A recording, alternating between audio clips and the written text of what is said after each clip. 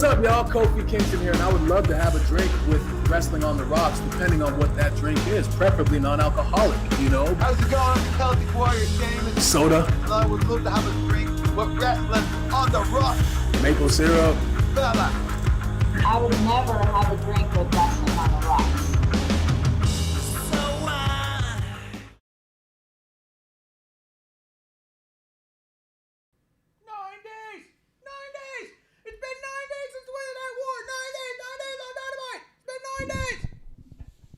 Guys, welcome back to episode 1 again here at Wrestling on the Rocks. That's right, we are WOTR The Show. I am at Ref Marsh. We have a very special guest today, a stand-in, an amalgamation, if you will. This is if Clump and Kevlar were one person. We have, at Just in Time. Justin, go ahead and say hey. Hello, world. Woo! And as always on our Thursdays, we have Amanda Jane. Amanda, say hey. Oh, hey. How's it going, everyone? Hey. Hi. Hi. Hey. 100%. But yes, we are WrestlingOnTheRocks.com for all of our links, all of our things. WOTR The Show on Twitter. If you guys want to be part of the chat, derail the show, twitch.tv/WrestlingOnTheRocks is where we catch all of the chat, and then there's other chats that we sometimes catch on our Twitter, my personal Facebook, and YouTube. So that's how you can find us. Cheers to Lee Moonlight coming through. Woohoo. As always, we're expecting the chatter to be a little bit lighter today because we got Justin actually on the show. So let's run through what we're drinking and get into it. Because I don't know how long we're going to talk about all this stuff. Honestly, I'm looking at what we got, and I'm like, there's a lot to say here. So let's start with Amanda. Amanda, what are you drinking? Well, as per usual, now today, if I get loopy, it's because I had my second COVID shot. Team Pfizer, by the way. And my non-sponsored Sonic. She's like, I have a real excuse this time. I have a real excuse now. So Just like a cartoon it's just cherry, falls sideways. and I played the Russian roulette, of vodka, and I ended up getting regular Soli. So, yeah, nothing special. It's, simple. So you, as well as me, also in honor of Ricky Starks, that's I'm assuming why you're drinking Stoli. That's why I'm drinking Svedka, because of absolute Ricky Starks. No, that's not why. It's why. No one thinks it's not why. No. Well, for the show, we'll pretend. Okay, I know. Yeah. I broke the wall. I broke the third wall. I'm sorry. Yeah, there's no way. That's why I'm drinking that. Most of the night. Yeah. I'm having. Oh, son of a bitch! I did it again. I didn't mix up the pineapple juice. Now it's all this weird thing. No, I mean it's all like loose in there now. I don't even get like. There we go. Now it's got some color to it. Now I got like pineapple oil on top. That's like step number 1. You always shake. You shake the You get mad at me when I shake. You have the mixer. You shake the mixer. All right, fine. That's what's in my glass. I got Svedka today. Justin, what's in your glass? I have from the episode with Bishop, shout out to Bishop, TW Takes Podcast, I got my sponsored, non-sponsored Watermelon Mountain Dew. Shout out to John Cena also. Hell yeah, dude. John Cena, Super Bowl. How is that one? Because I've never seen it. It's really good. I've become like addicted to it. Uh-oh. Okay. What was your soda before then? Before the Watermelon Mountain Dew, what was it? I'm going to enjoy it for now until it goes away, because I have a feeling they'll end up getting rid of it, because they always get rid of the good stuff. But if it goes away, maybe it'll end up at like Taco Bell or something. KFC. If you're like addicted to it, maybe that's the reason it'll go away. Yo, that happened. I used to work at a Discovery Zone, and we had Mountain Dew slushy, like from the icy machine, and I had it every day. And then one day, they just said, we're not having it anymore. We're putting in like cherry. There was cherry and there was cola, and I was like, what the fuck? Why did we get rid of the Mountain Dew? And they're all like, well, a lot of the parents don't want their kids having that much caffeine in an icy. And I was all like, but I drink that slushy every day. And they're like, we as a company don't want our employees having that much caffeine in a slushy. And I said, well, fair. That's fair. Justin, what was your soda of choice before John Cena revolutionized soda as we know it? It's always been Mountain Dew. It's always been Classic, He's or just doing whatever Dew. version of Mountain Dew you could find. yeah, the classic one, and then it just evolved into all the others, and it's just been my drink of choice, no matter what. So when If I John can Cena ever made find his any own, more things with, if I can ever find more things like with alcohol to mix it with, I'm gonna find out. okay, that was Especially gonna be my this- next question. If you don't drink, or if you only drink soda or whatnot, anyone who listens to previous episode ones will know Clump does not drink alcohol. He comes on with us every day or every week and drinks non-alcoholic drinks. And from time to time, Kevlar's on call and can't drink, and so he'll drink just whatever soda he's got. Because it's not about what you drink; it's about who you're drinking with, and we are your drinking buddies. Yes. But I was gonna ask if you don't drink. So you say you do drink. I do. It's just on like rare occasions. So the Baja Blast version of Mountain Dew is fantastic with tequila. It makes it like a margarita. Oh yeah. Ooh. The watermelon one I would imagine would be good with a vodka. But classic, I don't know if it goes with anything quite right. So I would do a vodka with the watermelon one. The only one I ever tried with the regular was Jack Daniels, and wasn't as bad No. as it sounds, but it's decent. Sounded bad. I would try clear Captain Morgan if I was going to try one. Got it. Not the gold, Right in because there. that's going to have a smoother taste, but it's rum, so it's going to be a little bit spicy, so it might blend with those flavors. If I'm trying. That's right. We're also a drinking show. We're not just a wrestling show. I'd say Malibu, the one that's infused with the mango, because they have that line that's like passion fruit. There's one that's mango. Yeah, that would be sounds kind of good with it. That sounds pretty good, actually. I would drink does sound that. pretty good. That sounds real good. Sounds real good. All right, so you got to try that and get back to us and let us know what you think. Yes. Shout out to John Cena. He's got a new book out. I don't remember what it's called, but buy all of his books. He's got like some children's books too. Yeah, he thanked Bailey. How cool is that? You can find a picture of Bailey at a John Cena meet and greet as a kid, signed by John Cena, which means she met him twice. Because she had to meet him to get the picture, and then she took the picture of when they met and had him sign that picture. That's how big of a fan she was. She wanted a picture signed by him of them together. Nice. You know what I mean? Like that's not a collectible. Now it is, but that's not what. When you're a kid, you're not getting that because it's collectible. You're getting it because it means that much to you and you alone, and you're going to be buried with that thing. You know what I mean? Yeah. Unless And someone here- breaks in her house and steals it. Well, I mean, Jesus. Yeah. I Yeah. dark right there. I'm sorry, Debbie didn't have to do Downer. that. Sheesh. Wow. I mean, yes, Cesaro did it too. And I think which is also great because they both bought the book and they both promoted it. But I just thought from the Bailey perspective, because that's the perspective we always take here on the show. She grows up idolizing this dude and meets him a couple times. Fast forward, he's tweeting, "Thank you so much, Bailey. You don't know how much this means to me." Like, what? She had to have started just crying. Oh my God. You know what I mean? Because like it or not, she's still a fan. There's no way she's not. She's still, all the pictures you see of her out and about when people bump into her and stuff, she's wearing either wrestling socks or a wrestling shirt. So it's like, she's still obsessed with wrestling, and it's fantastic. Cesaro, not so much. He loves coffee. Although I want to try that coffee. To be honest, I want to try it. Let's see. Sammy also has a shirt out. Sammy's got a new shirt out. Everyone should go check that out at the prowrestlingtees.com/Sami Zayn, I believe.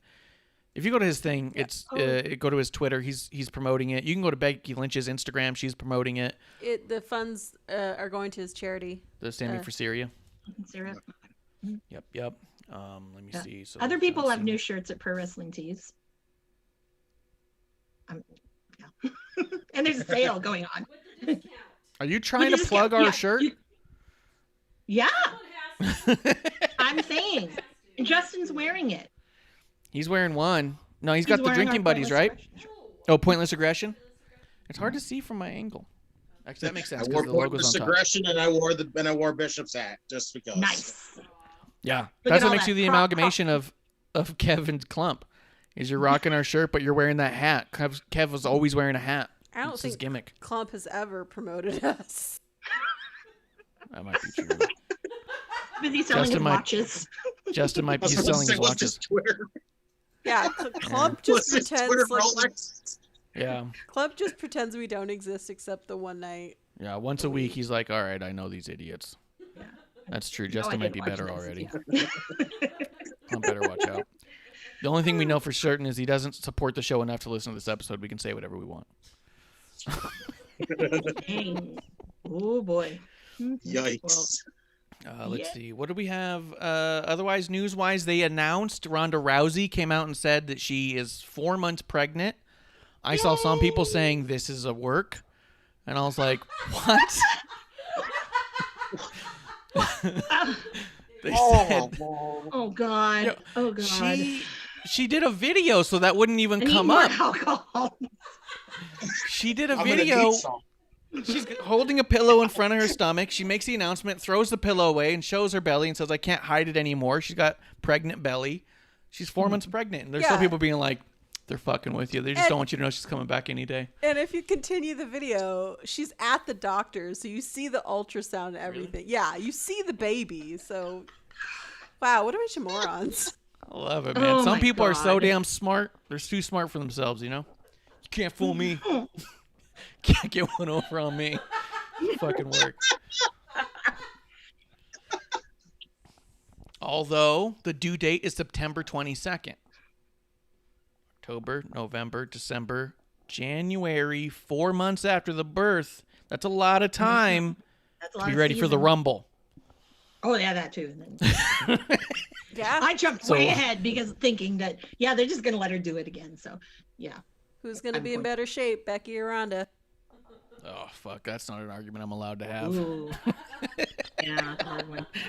Yeah. But, yeah, so as far as I'm concerned, confirmed Ronda will be back for Royal Rumble. So.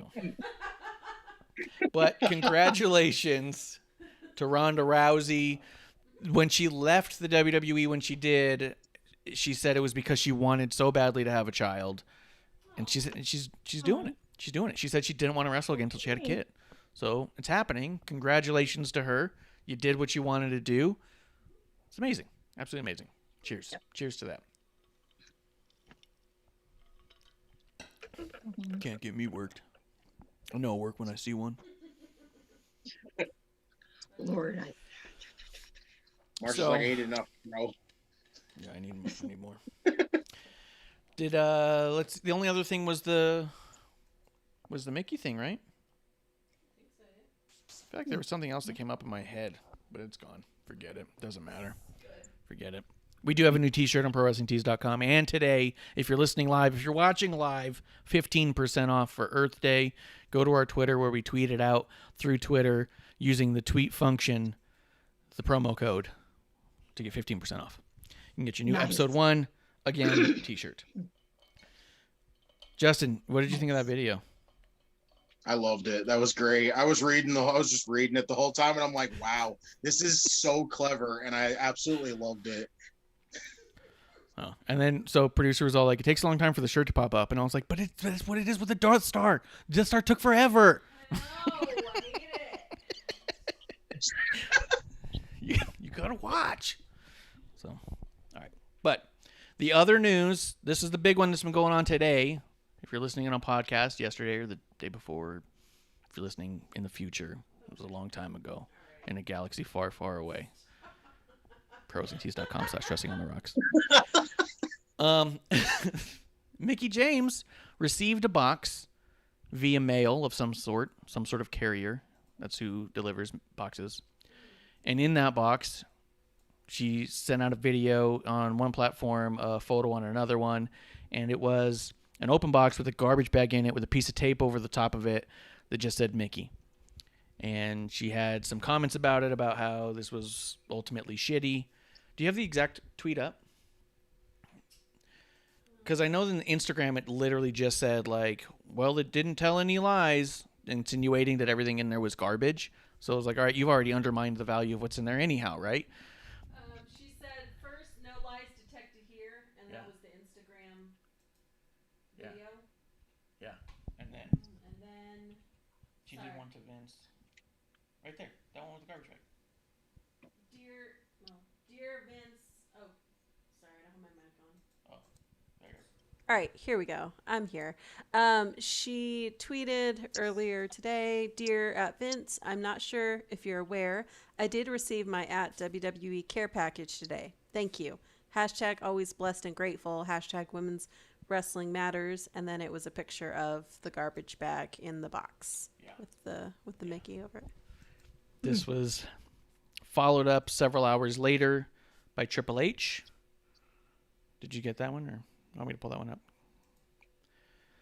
Triple H responded it was like a couple hours later because people were talking about it. It was getting a lot of steam. A lot of people were pretty fucking pissed about it. How could they? Someone, I think it was Gail Kim, said, "Is that from your drawer? Do they still do that?" And Mickie said, "Yes, it is." And then Triple H sent out this tweet. I got it right here. It says, upon learning of the disrespectful treatment some of our recently released talent received on behalf of the company, we took immediate action. The person responsible for this inconsiderate action has been fired and is no longer with WWE. So that person got fired. And then Stephanie Other people who McMahon, should get fired. But well, I saw someone bring that up too. they Stephanie did McMahon. the same one. There are people who were saying, But so Stephanie McMahon then, or shortly thereafter, that tweet retweets Mickey's original tweet of the garbage bag and says, Mickie James, I am embarrassed you or anyone else would be treated this way. I apologize personally on behalf of WWE. The person responsible is no longer with our company. Do you guys think for a second that the person who did this did anything other than what they were told to do? When I look at a garbage bag with a name on it like that, that's gaffer's tape.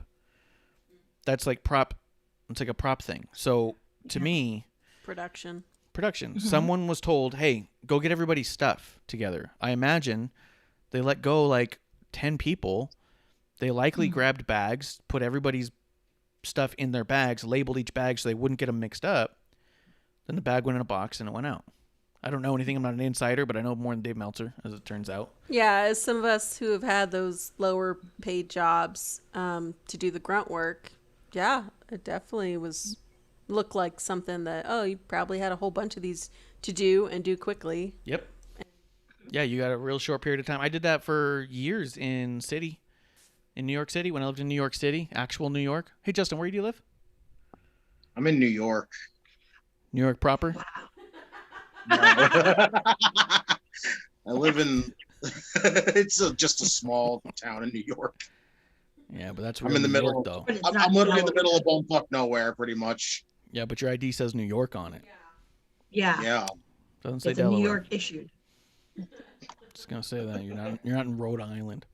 But when I worked in New York, I worked for Citigroup under contract through a larger company, and that was one of the things we had to do was clear out stuff, move items, move desks, relocate. We went into New Jersey one time and actually completely disassembled all the workspaces for about 10,000 employees because they were shutting down 2 buildings.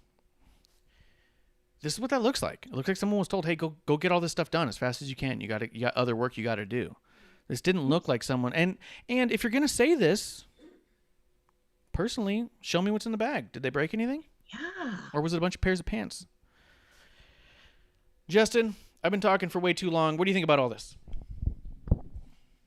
I mean, it's a really weird situation. Like and it's hard to really like jump on the fact of, is it really that bad? Like, was it really any like major possessions that they put in there? Like, that's the part that gets it all confusing. And since she didn't show anything inside of it, it's hard to go, wow, is it just too much? Like, is she acting too much? Like, what could be in the bag that is that important that she was like, wow, they're throwing it away on me? Yeah, was it pictures of her kid or something? Like in frames? Because that would be a bummer. That'd feel shitty. But at the same time, you have all these people's numbers. You could have just texted Triple H or Stephanie. Yeah. What you put it on blast for what? Amanda, what do you think about all this? Well, was this in Connecticut, these drawers, or was it like at the Performance Center, or we just don't know? not at It would likely be in Florida or wherever they were. Okay. I don't know if it's the Performance Center or if it would have been. It would have had it. It would have to be the Performance Center because that's the only building they own, right? They own that and the CWC. Yeah. Mm-hmm. But the other places they've been taking residency in, they've been moving. So I imagine it's got to be one of those two. I'm hoping it was somebody signed with like NXT that he fired so they can come back and work the indies. I'm just saying. But anyways, you know, it happens. That's something of life. Now, if you had something ultra personal in there, like, you know, adult things, maybe you had money in there or whatever. Yeah, you should have thought about that, you know, in case like something happens. Like if the place were to burn down and that drawer was burnt down and there were a couple items left in it and you can kind of see the remnants of what else is there. It's like, you obviously didn't care. And if it was something that you did care about, then you would have been proactive to get that, I would think. Especially like if I put money somewhere, oh no, I want that back. I want that now. Yeah. Do you think that she wasn't allowed to go there and pick it up herself if she wanted to? I don't think important? I don't think they were, or they. Maybe. Yeah. I've worked for companies where they could. I've worked for companies where they couldn't. I worked at one company where they disabled your badge at lunchtime. Whew. Jeez. What? Yeah, it was brutal because I was friends with the girl at the front desk. I need the badge. Right? Yeah. Yeah. So Seriously. she worked at the front desk, and they would show up and make, "Hey, my badge doesn't work." She goes, "Oh, just got to call up to the top and get it turned back on." And then you just hear her go like, "No, not again. What do you? Can you just send someone down here then?" And then she'd be like, "You don't work here anymore." Like she had to break the news, and it was all like, Jeez. "Fuck." Oh, It was brutal brutal. job. Brutal job. Oh. Yeah, and I watched it happen because I was security in that building, and I watched it happen over and over again. And like every time it would happen, after a while, because like we got to know each other, she would like get on the phone, and I would just see her eyes come over and like meet mine, and I'll be like, "Oh God." Code. Oh my God. Yeah, I'm buying her lunch today. I think. $5 says Fuck. they're gonna like freak out. Yeah. $5 says no. I say $5, but they're gonna run out the door.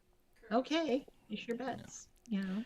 Yeah. But yeah, I just think that, I mean, it's one of those things. I saw Conrad made a few comments, which was really cool, where someone asked Conrad directly, "Are you going to ask Bruce Pritchard or who was it, JR, about it?" And then he was all like, "Do you think that they're the ones who did it? Like, why would I ask?" And then he's like, "No, I just want to know what they think about it." And he goes, "Spoiler alert, nobody in the wrestling business wants anybody in the wrestling business to lose their job."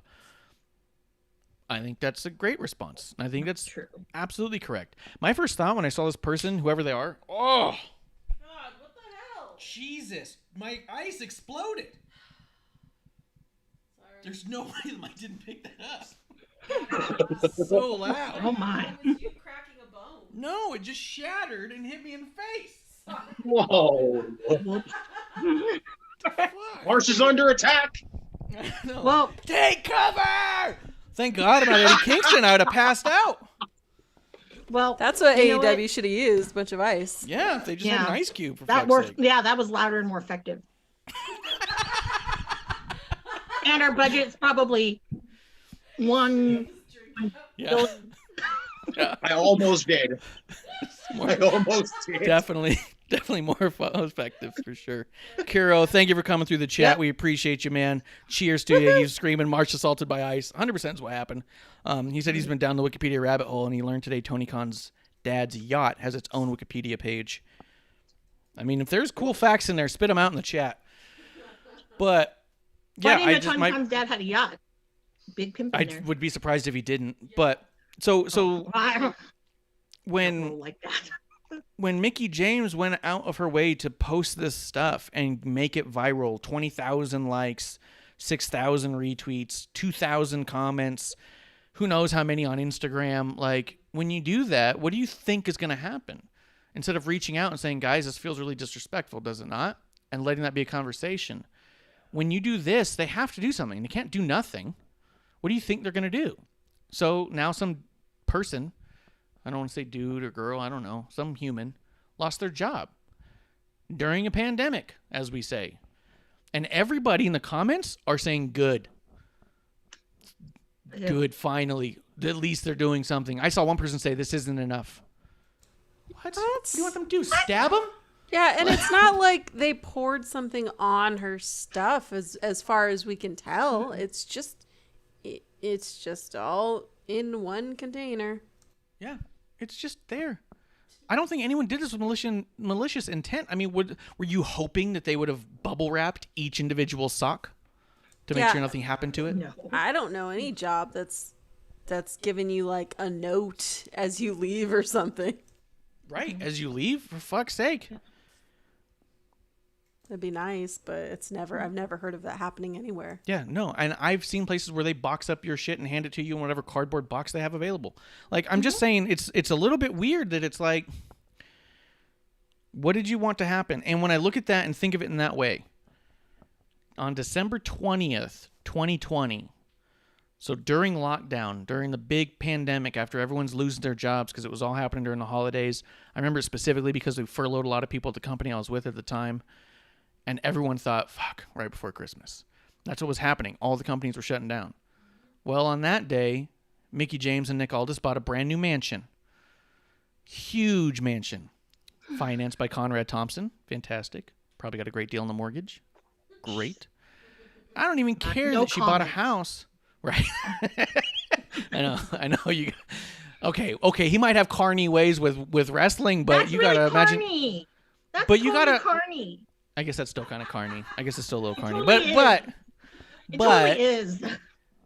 they probably got a great deal on this thing. But if you're buying a mansion in the middle of a pandemic, and then your pants show up in a box and you say someone needs to lose their job over this, I'm sorry. I think that perhaps we idolize our millionaires too much if you agree with that. Because this person's going to have a much harder time landing on their feet than fucking Mickie James, a WWE legend and surefire Hall of Famer. She will be just fine. Yeah, with her music, her albums and stuff. Like, she's good. She's got albums. Wasn't she at the Country Music Awards this past year? Yeah. Like, she'll be okay. That person who just lost their gaffer job, I don't know. How many production companies are open right now? Yeah, they were nowhere near six figures. No. Yeah. To me, that was the big takeaway of if they're saying that that's not what she wanted, then what did she want? Because she didn't lay out anything else. She didn't say, can a reprimand be happening? Can I get just all I want is a phone call. You didn't say that. You said fucking do something about it. Someone called her, I pointed out someone, they called her Karen Aldis. It made me giggle. Yeah. But I don't know. Tell me if I'm out of line, guys. Let's go with Justin. What do you think? Am I out of line? Am I going on too long anyways? No, I don't think you're out of line. I think it's just an all around shitty situation. The one thing that gets me thinking about it is, remember how there was all that shit going around that Bruce Pritchard didn't like Nick Aldis and all that crap like that?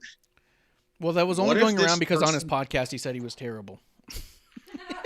It's the only reason that rumor started.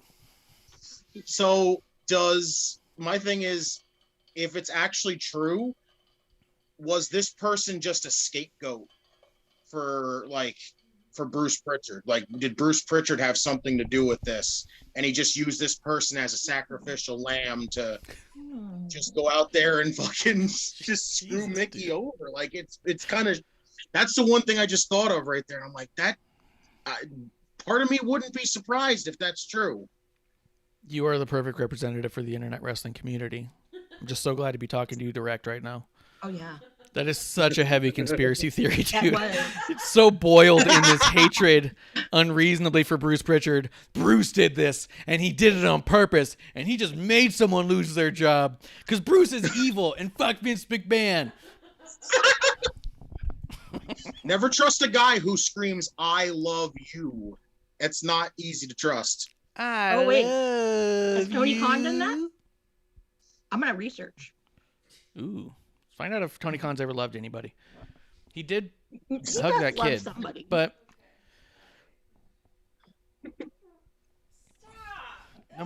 the mic didn't even pick it up. It's fine. No, it did. There's no way the mic got that one. We're in the clear. We're in the clear. I got juice. If that's the demographic you're going for. Okay. But if not, no. So Yeah, no one else approves. yeah, so I do think it's a shitty situation all around. I do think that it sucks when you get your stuff from a company and you feel disrespected. I do think that demanding someone lose their job, whether you implied it or stated it directly, is probably not the tone to take either. I also don't think this is going to sound weird. As much as you want to say, hey, Bruce Pritchard and Nick Aldis don't like each other, Nick Aldis does not have a reputation of being a nice person. Nope. I And believe that. I can say I've run into him a couple of times. I wouldn't say that I had an official meet and greet or anything like that. He was never that approachable. I've seen him do really nice things and really great things for people that he has decided he will be doing that for. But I do think he can be pretty cold and callous towards people he doesn't immediately have a fondness for, right? Like, I don't think that he has a default of giving everybody respect and in general. I don't think it's his default place. I think you have to earn his respect. And I think that once you have it, you're in a good standing. If you lose it, I don't think you'd ever get it back, just based off what I've seen in a lot of these weird things. But I also think that he doesn't default to I'll show you respect till you lose it. I think it's I'll show you disrespect till you earn it. Because he comes off really cold to a lot of people, and there's a lot of things about him not being a nice guy. So I don't think that Mickie James having someone fired because her pants showed up in a bag is going to help any of that narrative. Because I do think that at the heart of it, I do think Nick Aldis is a good person. I've seen him do amazing things for some people. There's actually friends of the show, the Nation show. They I don't know if the guy's on the show or is just a friend of theirs, but they've talked about him a lot. They have a friend who was going through some cancer treatments and stuff, and there was some shows that Nick Aldis was going to be on, and got them pictures backstage, did a whole thing with them. The only meet and greet he even did was for them. It was fantastic, great stuff. The Nick Aldis has just sent things to them for the kid because the kid loves him, like that guy's son, not even the guy who's going through the treatment. So I don't think that he's a bad person, and I'm not saying he's a dick.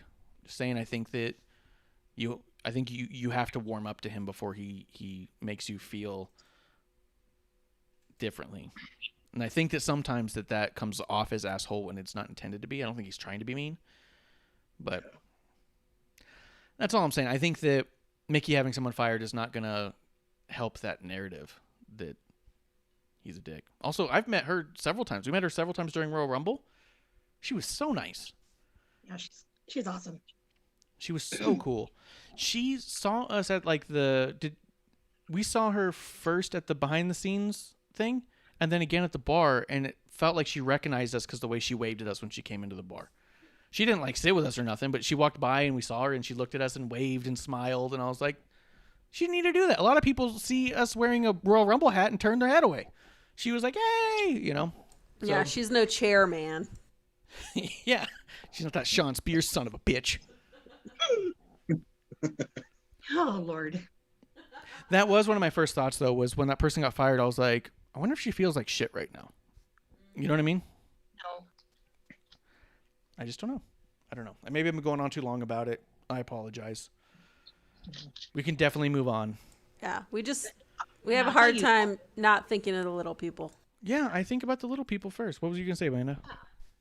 Well, Aldis, yeah. I mean, I know he personally just cannot stand me, but there's reason because I saw that. Yeah, there was an ROH show he was on, and this was when him and Marty were fighting for the Crockett Cup, and they were going for the belt. The first, Marty, Marty, Aldis won. And he was like, "Oh, look at you! You look like retarded children, flapping your arms around." And I was like, "What the fuck?" And I was on hard cam, so I was, but I was like, I went on Twitter right away, and I'm like, you know what, dude, that was very inappropriate, and you don't know people's story in the audience, but let me tell you, I have autistic nieces. They're twins, and you know what? That was a really shitty thing to say. Fuck you. And then he blocked me. But he doesn't like me. And I'm like, because I said that. And I'm like, why? Because I basically outed you as being a dick. It was a dick move. It's a dick thing. He couldn't defend himself, so he blocked him. He's blocked a bunch. He blocked David Marquez recently. Yeah. Mm-hmm. That one's crazy because everyone loves Dave. First I've never off, heard anyone say a bad thing about Dave Marquez. Never. Yeah, I love Dave. He was so nice to me when I met him. I felt like I was meeting Vince McMahon, starting to hear the stories he was talking. I was like, fuck, that guy's been in the business longer than anybody. Yeah. But David Marquez is awesome, and yeah, he blocked him, and that was really weird because He's now in PWI, I think. In this, the this PWI did upcoming. an article about David Marquez too. And the other thing is NWA doesn't exist right now the way that it is right now without David Marquez, so it seems a little weird, you know. Mhm. But yeah, and then I saw the way he was talking to you when we were at the event together, and so I was all like, he seems dickish. hatred But in I've his also, yeah. But like I said, I've seen daggers for positive me. stories. Yeah. Yeah. And in like a side note, when I was getting into my car to leave the event, he also happened to be getting into his car to leave the event at the same time, just 3 cars over. And I stopped and looked and realized, and I watched him for a second because I was like, am I going to go say hi? Am I going to try to shake his hand? What am I going to do? And I'm just kind of like looking at it, assessing the situation. And then that's when I see his kids like running around the car, and I see him in dad mode talking to his kids. And then I just kind of appreciated the way that he was acting with his kids. He was like being a really good father-like figure in that moment and very loving and stuff. And I was like, this is cool to see. I'm not going to interrupt him, though. I'm done. That's as close as I'm going to get to that. You know what I mean? I got in my car and I left. But it was another one of those things where I was like, maybe he's not that bad, you know? But yeah, I think that there's a thing. I'll Justin, respect him Go if he ahead. can get his best friend, if he can get him to do number 2. Not Poops? poop people. Oh, No, Scarlatus too, because that's what the pandemic wrecked for me. I mean, I was beyond certain that Aldis's reign was going to end. yeah, I was super excited for Because that. yeah, just because of the surrounding factors with everything. Yeah. Because Marty, you know, you're the booker of ROH. You can't book yourself a title. Well, whoa. You can go elsewhere, you know. Justin, anything else you want to say on this topic? No, I think we're ready to move on. Yes. All right. Sorry, Justin fell asleep. He's pissed. We can definitely move on. I do wish the best for all of them. I think Mickie James will be just fine. I hope whoever that person is who lost their job finds a new job soon, hopefully at AEW or something. Can you imagine if they Yeah. pulled some shit like that, though? If, like, Nick and Mickie, like, called, like, Billy and Tony and was like, can you just fucking hire this gaffer? We totally Yeah. got him fired, and now we feel like shit. I wouldn't be surprised to find out that happened either. Yeah, I hope this wasn't his dream job, as many people are. We talked to who that work one, there. remember? Remember the one we talked to at Royal Rumble? Yeah. I talked to the one. He said his dream job was to get paid by the WWE one day. He had WWE logo tattooed on his leg. He'd been working for them for 25 years. It's but contractor, right? he was a contractor. So he's like, I'll never have that paycheck that has the WWE logo on it. And he goes, it's always going to sting a little. And he goes, but at least I get to do it anyways. But it was really cool. So you never know. You never know. The dude didn't even own an apartment because he said he just travels from town to town. That's it. No point. Let's talk AEW. AEW. AEW. AEW. 9 days. 9 No. days. No. 9 days on AEW Dynamite. 9 days on Dynamite. 9 days. Put your head down. She doesn't like that one. I swear. I She's told you, so if you don't- embarrassed. Yeah, like Halloween, like if you do not dress as Tony Khan, seriously, because you're doing this way too much, it's got to have a payoff at this point. You didn't even People like are the drawings invested I in the did. storyline, so you have to. I need the Those payoff. drawings I did were shirt ideas that I posted up. My 9 Oh, days good Lord. drawings. Oh yeah, good Lord.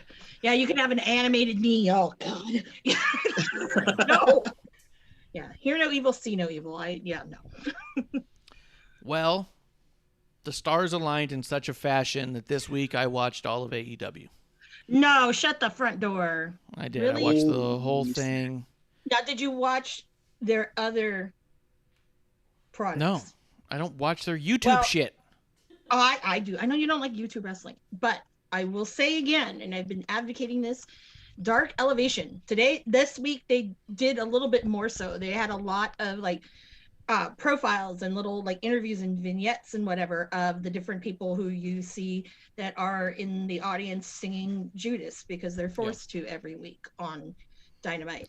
But it's really great. And I think that they've found their voice, and Paul White has found his voice on that particular program. So I think if you're to watch one or the other, I would rather watch Elevation. And I get a feeling in a sense from people in the back, the talent, think that that's the better show of the two.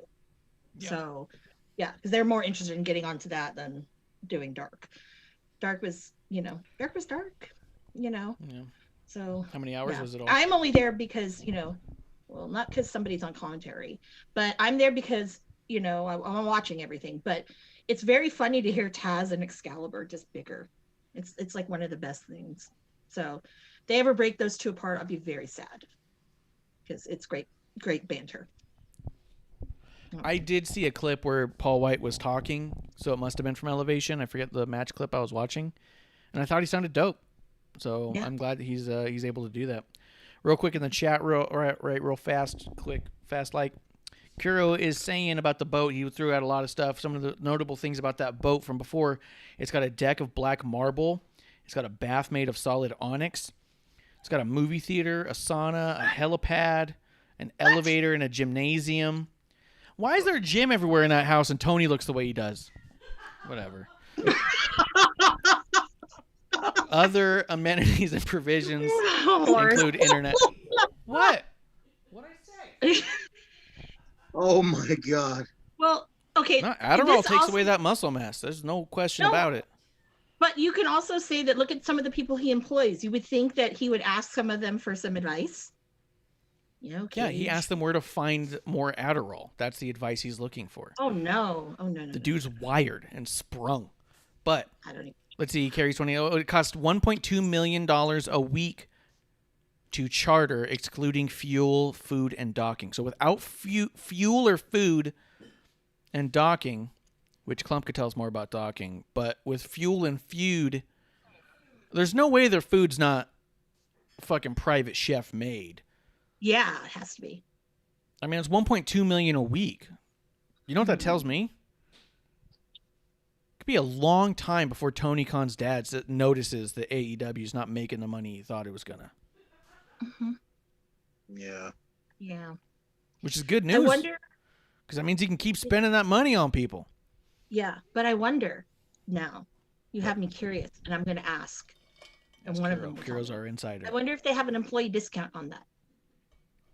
On the food? An employee discount to charter the boat. For the boat? They just probably let people go on the boat. No, but they can have it for a week. Don't have to pay anything. Yeah, I'm sure. I don't think they have to. I think they just get on the boat. Ask Janela if he's just going to grab that boat and go for a ride. They probably said no to Janela. No, you're not allowed to. That's probably true. But other people, I will ask. Yeah, I will ask other people. See if anyone's allowed to use that boat. We'll have the information here first. He said if you watch 6 Underground, it was the yacht in the movie. Actually, you know what? I heard that now that you mention it. I don't remember the movie, but I remember hearing that his boat was in a movie. Let's see. So, Justin, you still with us? Yes. How's that Mountain Dew, buddy? Fabulous. Fabulous. It's fucking crazy. You spelled it so quick. Did you watch any of the YouTube AE dubs? No, I have no interest in watching them. I just can't do it. It's the main shows on TV is enough for me. I can't do YouTube. I've used to watch regular Dark for a while, but I just couldn't keep up with all that. It's just not worth watching for me. Yeah.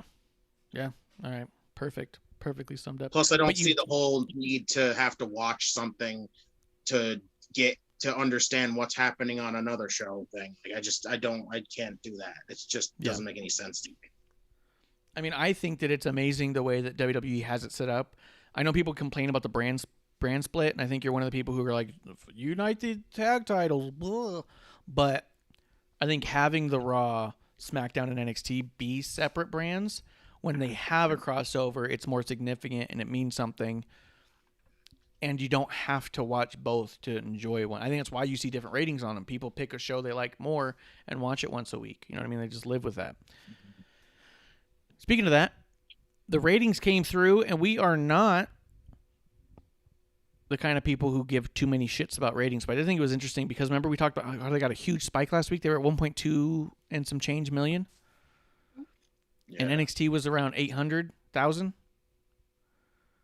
This week, AEW was down 120,000 ish. So it was like 1.1, which is still fantastic. Don't get me wrong. But I thought it was a bit of a bummer they dropped that much. And NXT was up 40,000 ish. So, a little bit of a bump. Which is nice because I thought originally that we were going to see numbers like drop really bad for NXT at first and then slowly climb. But they popped a big number and they're still climbing. So I think that's dope. I think it's so cool. That was such a bad.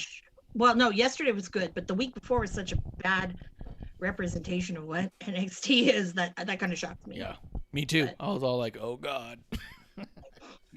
Let's see if it's a hot mess this week. But let's even say that with AEW, they really weren't promoting.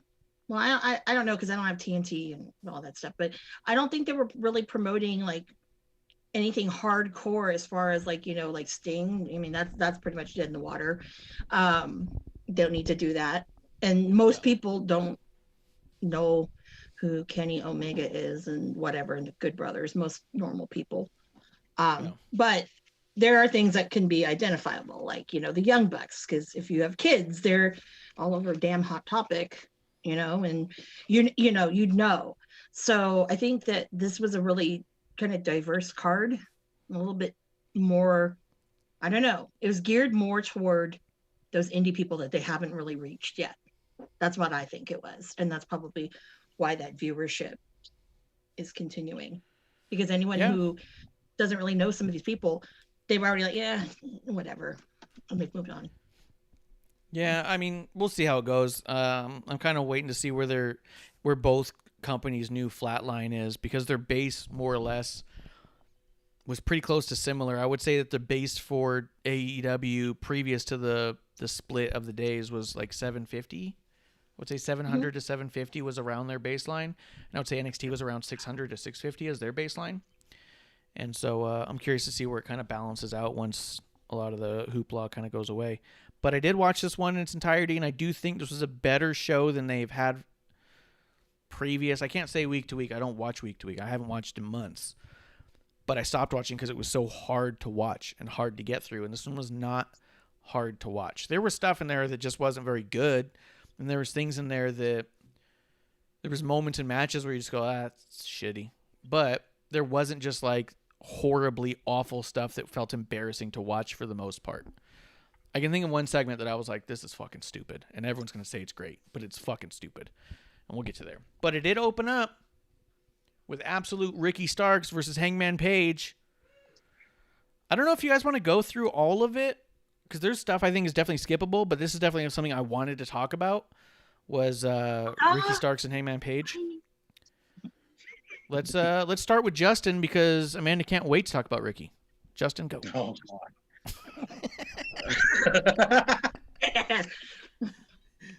I enjoyed Hangman and Ricky because I'm a big fan of Ricky Starks. Watched him during his NWA days. He's absolutely phenomenal, and I wish they would do more with him on AEW, because this whole Team Taz thing is it just feels like he feels like Santana and Ortiz. He just feels like he's stagnant right there in the group. And Hangman, we all know, is building his way up towards facing Kenny. So, but those two together work incredible. Like, I was amazed, but I didn't expect much from like anything to go wrong between those two. The only thing that scared me was Ricky with that flip where he almost landed on his head. I was terrified with that. Yeah. He crushed his neck. He crushed his neck really good. When I first saw the hit and I saw like a screenshot of it too, and I was like, that dude fucking gumbied his way out of that one. That was one where I saw the ref like hold his own neck and actually look at Ricky and say, "You good?" And Ricky smirked and moved on. I feel like I may have run up to him if I was ref on that one, because that landed so bad on his neck. I feel like I would have wanted to see his pupils better. Because I don't feel like I would have trusted an athlete to tell me he doesn't feel right. Because the athletes won't. And a guy like Ricky Starks, a workhorse like that dude's got fire in him. He could probably be lights out for 20 minutes and still put on a better match than most. So I don't know that I would look across a ring and say, thumbs up, thumbs down, thumbs in the middle. What do you think? I think I'd run right up and say, look me in the eyes and look me straight in my eyes, Ricky. And then let him slap me in the face or whatever. But I'd want to see it. So, yeah. Kuro saying AEW normally has 3 commercials a week in Canada, and this week they didn't have any. Amanda. Oh, wait, Justin, did we miss anything else you want to say about that match? No, we can go to Amanda. I'm ready for this one. Oh. Let's move on. Yeah. No, come on. You don't just Amanda. deny her. You Right. don't deny her Ricky talk. I'm telling. Ooh, no. Yeah, right? That's it. No, so the show opens up with Ricky Starks. He even came out before Hangman Page. I thought that was fantastic. The match I thought was solid. This match felt like what AEW should have been from the beginning and is barely starting to get to a place where it's new, fresh talent that the world is not familiar with, putting on a caliber match that the world would not expect out of them. Yeah. Damn right. That's, that's what I thought it was supposed to be in the beginning. You have these indie people who, WWE at the time would never give a lot of them another look, or if they did, they let them go. So this is what I think the spirit of AEW is. And if you're wrong, if I'm wrong, if you're telling me I'm wrong, well then, I don't know what kind of wrestling you watch, because that's, this is what it's supposed to be. I do want to comment on the neck thing. Okay, I screamed because only reason why, not because, that's my friend, but I saw Hiromu Takahashi and New Japan when they were in San Francisco, when Dragon Lee did something a move very similar to Hiromu, and he landed on his neck exactly like that, and it broke his neck to whereas we thought he was dead for a few minutes. But then when Ricky popped up, I'm like, what the hell? You don't just throw it up. So yeah, and he says, I'm fine. He says, it's gonna hurt later though, but I'm fine.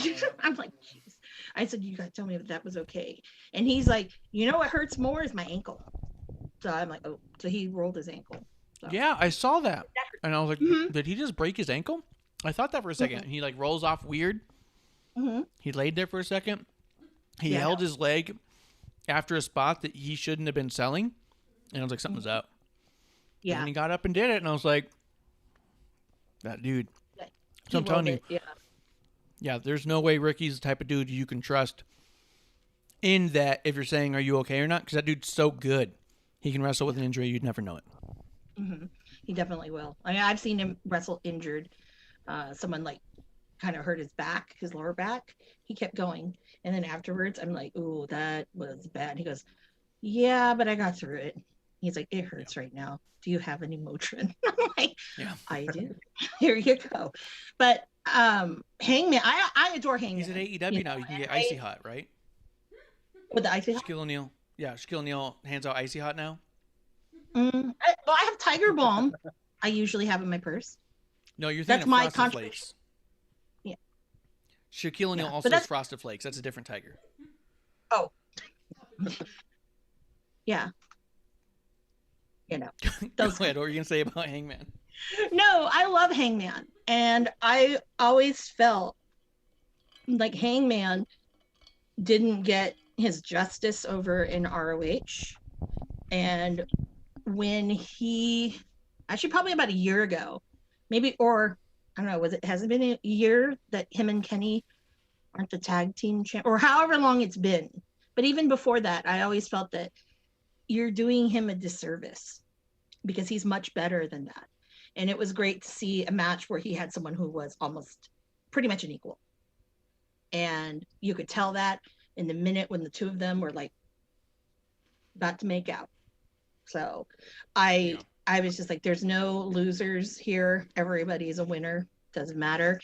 But I think it was great. And I really hope AEW has more moments like this, because this is what makes people watch, not something that happened later on that we'll talk about. Yes. This was awesome. Yes. I was very impressed by it. And it was one of those ones where I thought, going into it, I was like, both these guys, if I were building my own federation, as it were, are guys I would want. But both these guys have been involved in so much goofy shit that I'm all like, I don't know, right?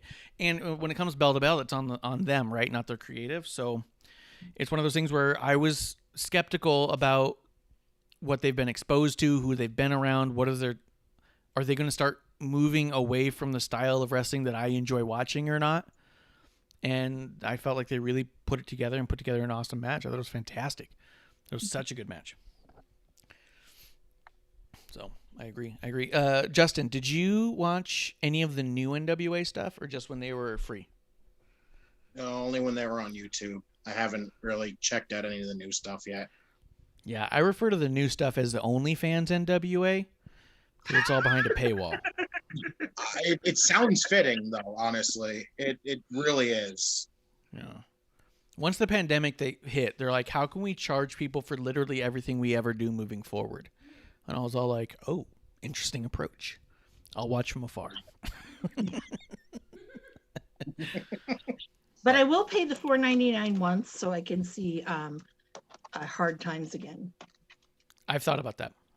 Yeah, that's the only reason why. Yeah, that's the only reason why. I kind of want to rewatch Allison Kay versus Thunder Rosa because it's been so long since we've seen the Allison Kay match. And I remember that one is the one that really sold me that, like, damn, she's good. Yeah. So coming through the chat real quick is TW Takes Podcast. Old Bishop from Delaware, as it were. That's right, Bishop. We got a real New Yorker on now. I'm kidding. He's a real New Yorker. He's just not residing in New York. It's complex. It's complicated. Yep. And I'm surprised, Bishop. It's the indie show. We're talking about my world. What gives? Yeah, that's right. That's right. We brought in Justin to have that AEW roundtable we've been talking about on our side of the IWC all this time. Yep. I don't know, man. I don't know. Anything else you want to say about Ricky and Hangman Page? Because I'll say that Ricky versus Hangman Page could be a main event for a world title 2 years down the line. Damn right. Absolutely. And I felt like this coming into this match, as I watched it, I was like, this is everything AEW should be. Let's see what we get. And fucking delivered. That could be an amazing TNT title match too. Because I've been underwhelmed pretty much by almost every match that has had that. It's fair. With current champion. Except this week was a little different. But, Bishop says he tunes in but doesn't chat because of this harassment. What? What'd I say? What'd I say that was so bad? No, we love Bishop over there at Terrible Wrestling Takes Podcast. Make sure you check him out too. He's over on Pop Culture Wrestling now. I am not. So he's gone Hollywood. Oh. Yeah, soon enough he won't be in the chat anymore. He goes, I'm Big Shot now, guys. He's going to grow a handlebar mustache. He's going to have a black beard underneath it. Hollywood Bishop's going to be his thing. Dude's going to turn heel. It's going to happen. There's no way it doesn't happen. But he does live watch-alongs during... He started his own Wednesday Night War. Literally his own Wednesday Night War. It's him versus AEW. And it's fantastic. So check that out. He said he knew an hour in and it would not be past Ricky and Hangman. Dick. We had a lot. It turns out we had a lot to say about Mickie James. Yeah, we did. We did.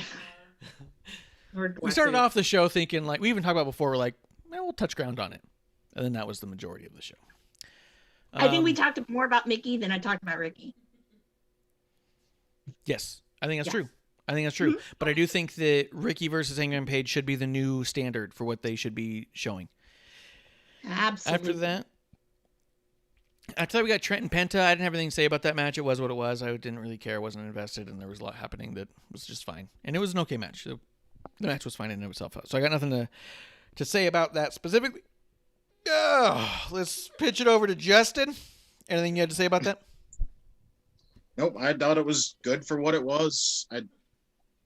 Glad they it was really good. Like, I thought it was interesting how they went back to the whole best friends and Lucha Brothers thing, but they put on a decent match and it was what it was. Yeah, it's fine. Amanda, anything you had to say about that one? Other than it's, for me, it just looked like, a normal a normal PWG show. Yeah. With that kind of lineup. And I'm probably sure they've done that before or something like that, because both of them were there at the same time. But they definitely did. And they've also done it before on AEW. And I saw one account actually post side-by-side video footage of the beginning of the matches for the first 30 seconds was moved to move the same, including the same botch that happened in both. What? Yeah, they missed us. They missed the same transition move both times. So I was like, that was fantastic. It's good to know. So, but so then it was a hologram. And that was them wrestling. I mean, that's I'm getting. It's the same exact spot. Do we know? Tony Khan has money. If that was actually them. Yeah. Takes brings up a good point. Bishop says that's just long-term booking right there, pal. They're gonna subliminally put it into your mind that they can't complete that maneuver until one day they do, and everyone just cheers. Got to give the people what they want. Yeah, Meltzer gives them 5 stars. Yeah, I'm sure this show had so many 5 stars in it, and you know what to do with them.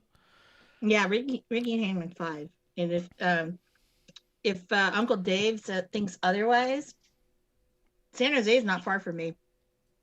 Just saying. Jesus. Backyard brawl. But there was a few spots that they were kind of like missing, but they did very well with it. And there are other matches we'll have here later on that they missed and did not know what the fuck to do with it now. That did lead into JR interviewing the Pinnacle. I did watch this, and at first I'd heard a lot of people being like, this is the best MJF promo. Goddamn, MJF's so goddamn good. And I was like, my ass, that dude's okay. And then I watched it, and I was like, well, goddamn, that's fucking good. There was a bunch going on, too, where I was all like, okay, does he have to get that loud? And then I was like, fuck, he's fired up, man. I'm into it. Because he brought it back down. The thing that he was doing that was so solid with it is that he was saying everything he wanted to say deliberately with a fluid thought process. He elevated to accentuate points, but he also brought his voice back down, where there's a lot of guys who will come out there and do their wrestling promo where they just start yelling, and they yell the whole time, and it's their Ultimate Warrior Macho Man promo. But the thing is Macho Man used to get real fucking quiet sometimes too. The cream of the crop, baby. Mm-hmm. But I was afraid that once he got elevated, that's just where he was going to be. Oh, I'll say this and I'll get mad and I'll just yell the whole time. But he didn't. He came down, came back up. Did it like twice. I was like, whew, well done. It was so good that as soon as he finished his sentence, they just cut it. I can't imagine that. I mean, it could have kept going. Other people could have kept talking, but they were also like, no, just stop it there. I thought it was fucking fantastic. Thought it was very, very, very good. I loved the content he was putting out there, the stuff he was actually saying. Justin, what do you think about this segment here? I honestly missed it. I'd have to go back and watch it because I was too busy gossiping with Bishop. I didn't even actually get to catch it. That's funny. I like that. I like that a lot. I will say that I would to never MJF, tell you. I don't expect anything like bad to come from him. He's normally good when it comes to promos. I could see it was probably already good. It was, I think, my favorite of his so far, because I do feel like all the stuff he was doing with Jericho was getting too comedic and really watered down. The stuff he was doing even early on with the little vignettes were overly produced and super Hollywood, and how cool would this dramatic effect be if we had the camera swoop in this way, and it was just so contrived. This one felt like a wrestler talking about how he's better than another wrestler and he's willing to prove it. Loved it. Amanda, what do you think of it? Well, first of all, Wardlow spoke. That blew me away. And I ignored that part. I swear to God, I ignored that. I remember that, but I ignored it. You ignored that? He's a good speaker, because I actually was like, whoa, wait a minute. Like, yeah, this sounds good to me. Because I know we always think of these big guys and they can't say anything. But he actually, for his kind of first time-ish speaking, I think really kind of, set the tone of kind of who he is. And it wasn't some dumb, caveman type of thing or anything. It was actually pretty classy. And, if you like voices, he has a very nice voice. It's smooth. So he could do commentary, and that would be great. It's pleasant. Smooth. Yeah. But MJF, I mean, I think he's evolved from what his promos were, because a lot of times it's the same, I'm better than you and all this stuff and blah, blah, blah, the same thing. But this one was different because I think he was able to emote a little more naturally. And also I think he was able really to not throw all this extra bull crap that he thinks that people need to see. Because that's what I think about his promos in general. Usually it's like he's more about pandering for the audience and not really doing it for what it's supposed to really be. So 100%. That's what I got out of that. Absolutely. I agree with all of that. He always comes off to me like a baby face who's asking politely for the crowd to boo at the right time for him. This one came off as a pompous dude who's... Yeah. He also came off so pompous and confident that he could border babyface with it. Like, he's the asshole here. Yeah. I get that. But realistically, I could get behind his character more than I could get behind his villain right now, which is the babyface Jericho. Because everything that MJF said sounded right. And the one thing about villains on any platform is they all think they're right. They all think they're the hero. But the good ones think they're definitely the hero when it's very clear to everybody else in the entire audience that they are not. This is one of those ones where you're like, that's hard to argue what he's saying. You know what I mean? Mm-hmm. And also, just a fashion tip here. So he got a new scarf. It was silk. That was a woman's scarf, FYI. And he rocked that pretty well. So kudos to you, buddy. He did well. He made it look very masculine. Yeah, I also thought the way that he added the "I'm better than you and you know it" line was the least forced that I've ever heard him say it. It was the most natural placement for that. Because every other time he's done it, made it sound like, here's my t-shirt sales. Like, you might as well just popped a t-shirt up on the screen right then. Because he always goes, and bottom line, I'm better than you and you know it. PWTs.com. Yeah. Get these hands. It's forced. This time he was like, you know what that means? He goes, that means I'm better than you, Chris. And you know it. And also like, whoa! That's how he should be saying that. Woo! Yeah. Got me fired up. Damn. Max, damn. Damn. Love to hate the guy. Damn. If you remember that. Damn. The old In and Out. There was a video, someone did a tasting of like In and Out, and he was like, damn. He like sent him into singing. It was so good. It's a good one. I'll find it. It's probably a Vine. I'll find it. Bishop's in the chat says he won that part of the war. Yeah, so that part of the war, the Wednesday Night War, which is just Bishop by himself versus all of AEW, and he's doing a bang-up job. He won the MJF segment because Bishop didn't even end up, or not Bishop, Justin didn't even end up hearing it. Bishop was more captivating than MJF. Boom. Bishop's better talker than MJF. You heard it here first. Let me get him that MJF eat. I don't know.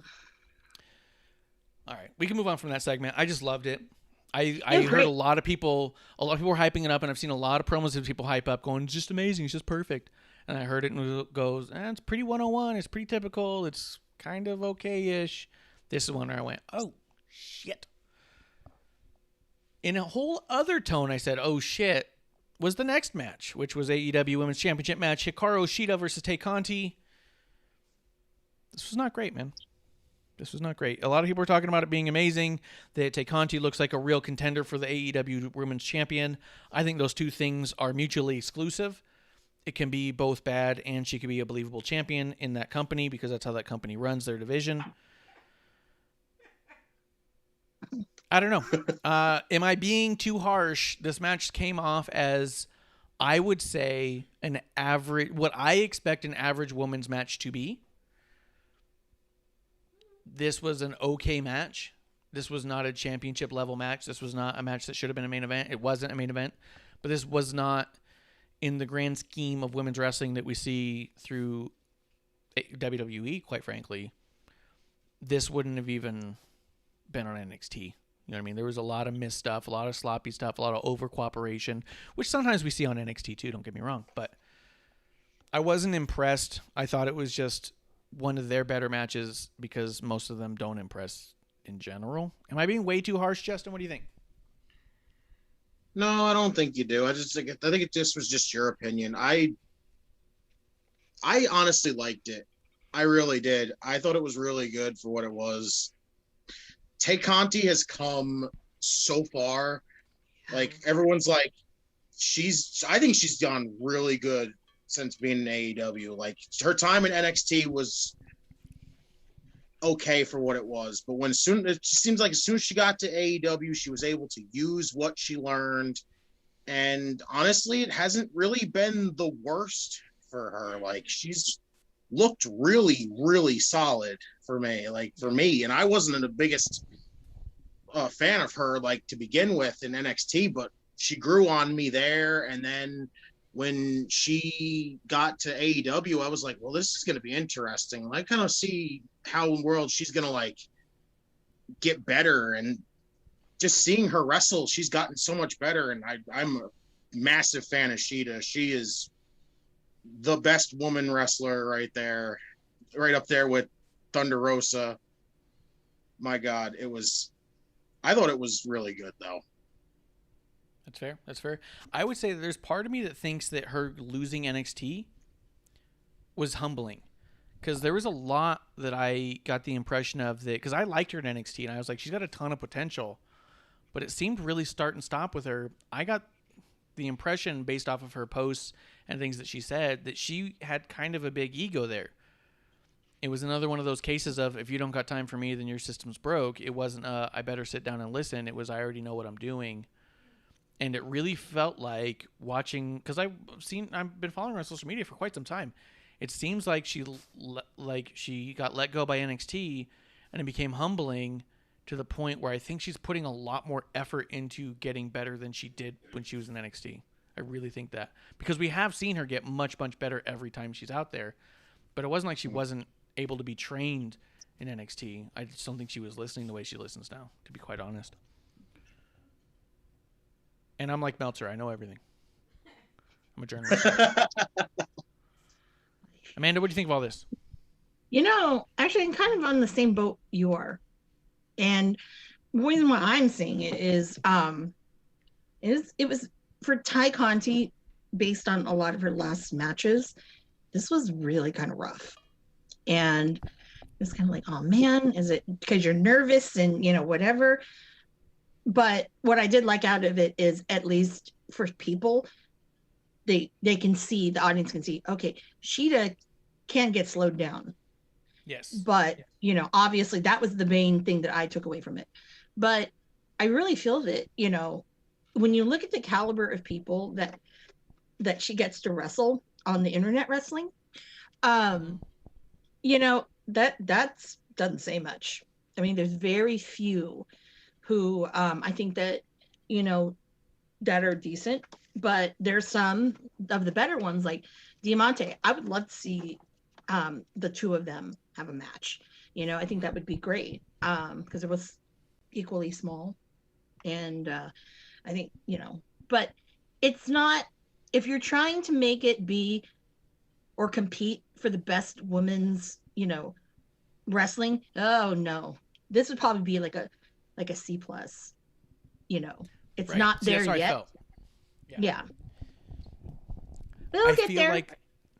I think they can. My concern and fear is that it's starting to feel like you have a whole bunch of you're getting a lot of big fish, small ponds types floating around down there, and you're not getting a whole lot of just big fish. Just in my environment, I am one of the best. Not that I'm one of the best in all environments. You know what I mean? So I think that we might get to a point where AEW hits a cap of mediocrity when it comes to the women's division. They need to lean in, I think, heavily on some of this other stuff. But I don't know. I think everyone. I don't know about you. Go ahead. I think everyone wants to see Thunder Rosa every week. I mean, I would be one of them, but until they get that commitment, no. But that's what I'm thinking, because now I think a lot of people kind of associate her with AEW and the good DMD, Britt Baker.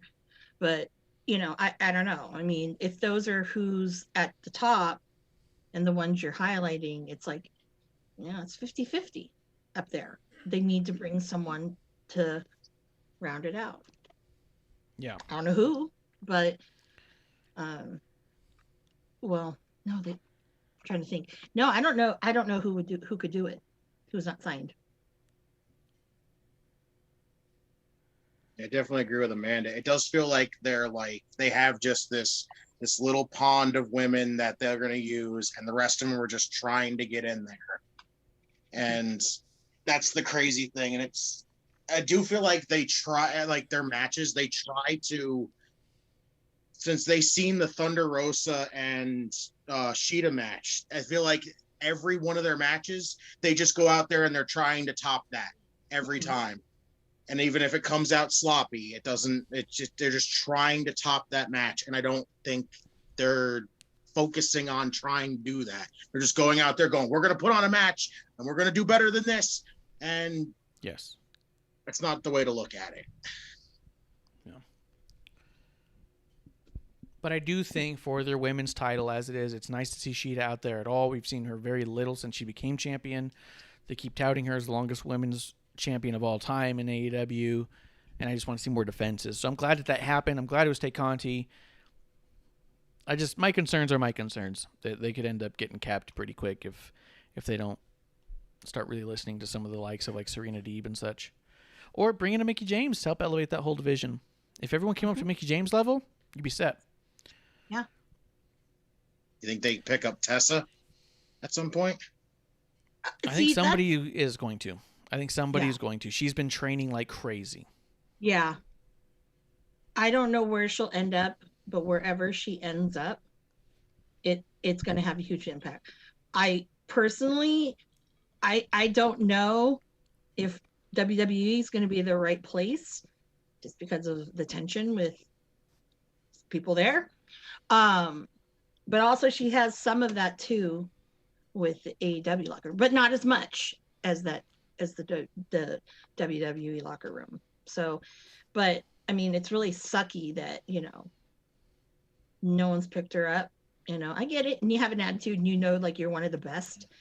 Yeah. We get that. We know that, but sometimes you just got to be humble and like keep your nose down. And what someone has told me before is like, you keep your nose clean, you nod, you always say, yes, sir, no, sir, thank you, sir, whatever. You got to follow the rules. It doesn't matter who you are. It doesn't matter what's at the end of your name. You still got to, you have to play in the sandbox, so to speak. Yeah. So that's all I got to say about that segment.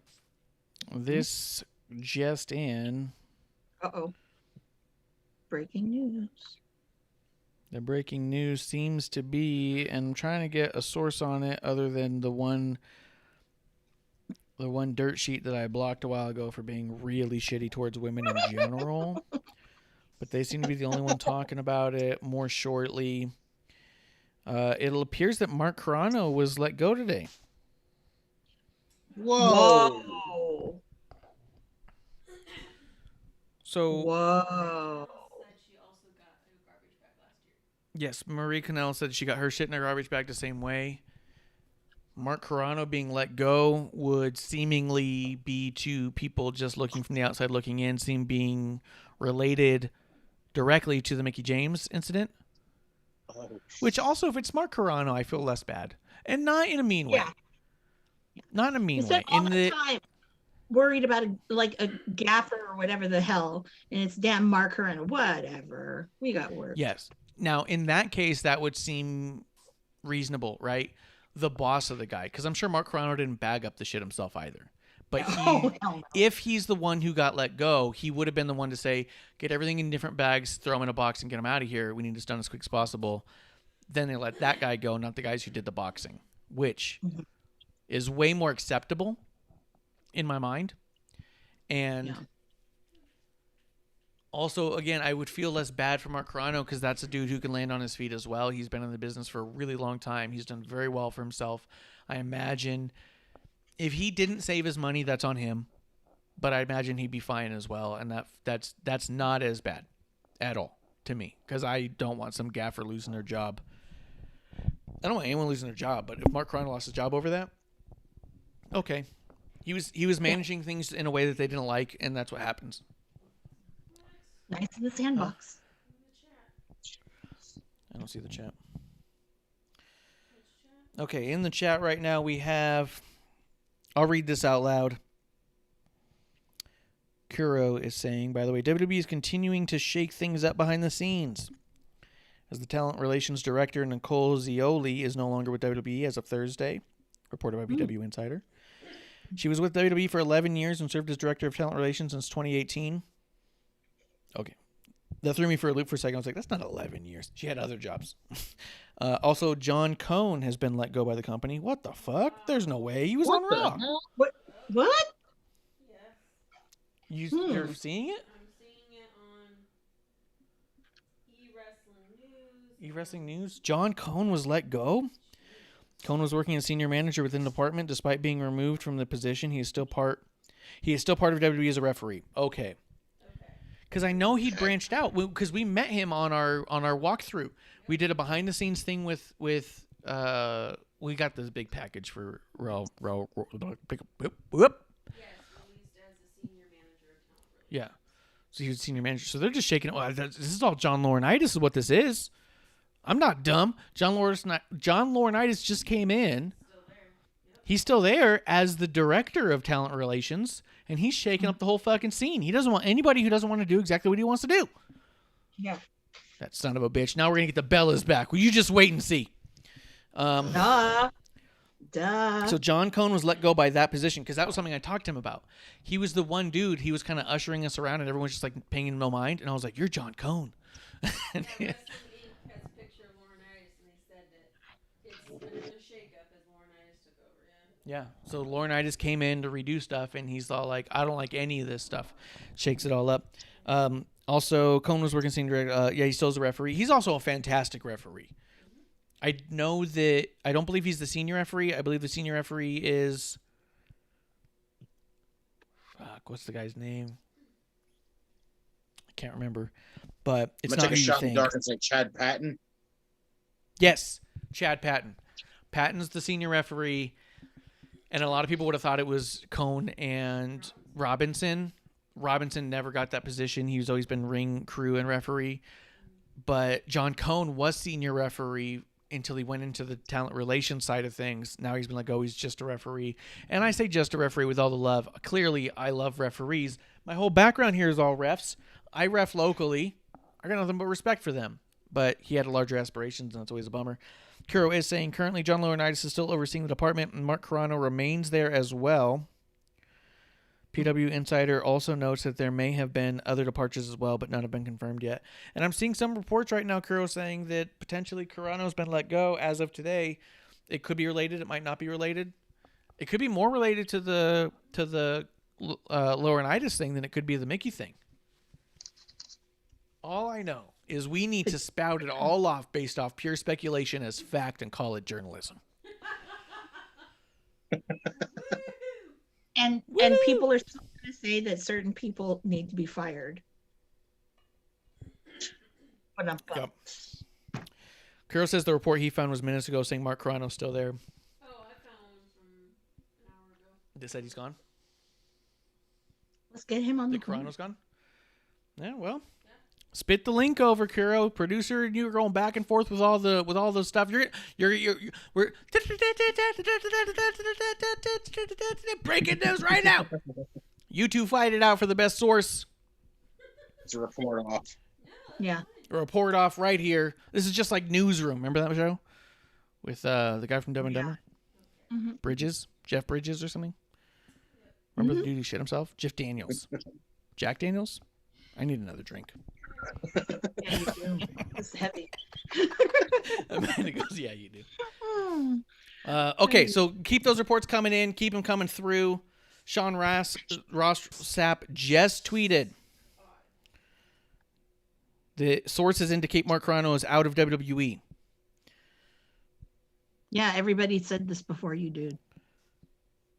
One would Before think. you. Okay, well, yeah, well, Sean Sapp's never the first one. He's just usually the last one to confirm it, and I feel better when he says things because he's not trying to get things out first. He's trying to make sure what he's hearing is right, and I like that. That's why I like him, because he never breaks news. Yeah. You know what I mean? He doesn't break rumors. He solidifies news, and that's a huge, important part of actual journalism. Mm-hmm. The report was a couple minutes ago. Bishop coming through. My war was last night. Kuro saying we can now confirm that Mark Carrano is responsible for sending the care package to Mickie James. You heard it here first, or third, or last. Oh my God. Yep. And was fired by WWE on Thursday over this incident. And a report provided by Wrestling Inc. and PW Inside, both websites are confirming that Carrano was indeed fired because of this disgusting act. The word making the rounds is that Carrano's firing is the result of that story trending on Twitter. This is reportedly the belief among numerous staffers and talent within WWE. All right. Well, our old first fucking 40 minutes is worthless now. That's only episode 1. It's okay. It's just episode 1. It's not a big deal. But yeah, so, okay. Well, I feel better about that. I do in the idea that he was very successful for a very long time. Should have saved his money. Should have invested. Doesn't he get like royalties or something from his appearance on Total Divas? I'm sure he still gets shit through Total Divas for sure. Yep. There you go. So he's fine. What are you reading over there? A day ago, WWE appoints DAZN and Showtime vet Chris Legentil as communications chief, reporting to Nick Khan, President Nick Khan. Okay. I don't know if that's related. Apparently, he's a streaming vet, though. Streaming guy. Yeah. It does seem like a lot is happening there in their corporate structure and their layout. A lot's been moving real fast. And as a stockholder, I want to see that number spike, people. Come on. They're doing a lot of good work. Let's bring that money up. That's bizarre. That's interesting. Well, breaking news right here. Wrestling on the Rocks live. WOTR the show on Twitter. ProWrestlingTees.com/Wrestling on the Rocks. For episode 1. Again. T-shirt. Again. You did not hear that first here. You'll never hear it first here. No, we have things that we've heard first. You've had a lot of things that you said you heard it here first, and it comes into fruition. Yeah, like Sting and Peyton Royce are two that come to mind immediately. I said Sting was going to show up within a month, and then he did. And then I said, that's the last time you're ever going to see Peyton Royce again. And that turned out to be true.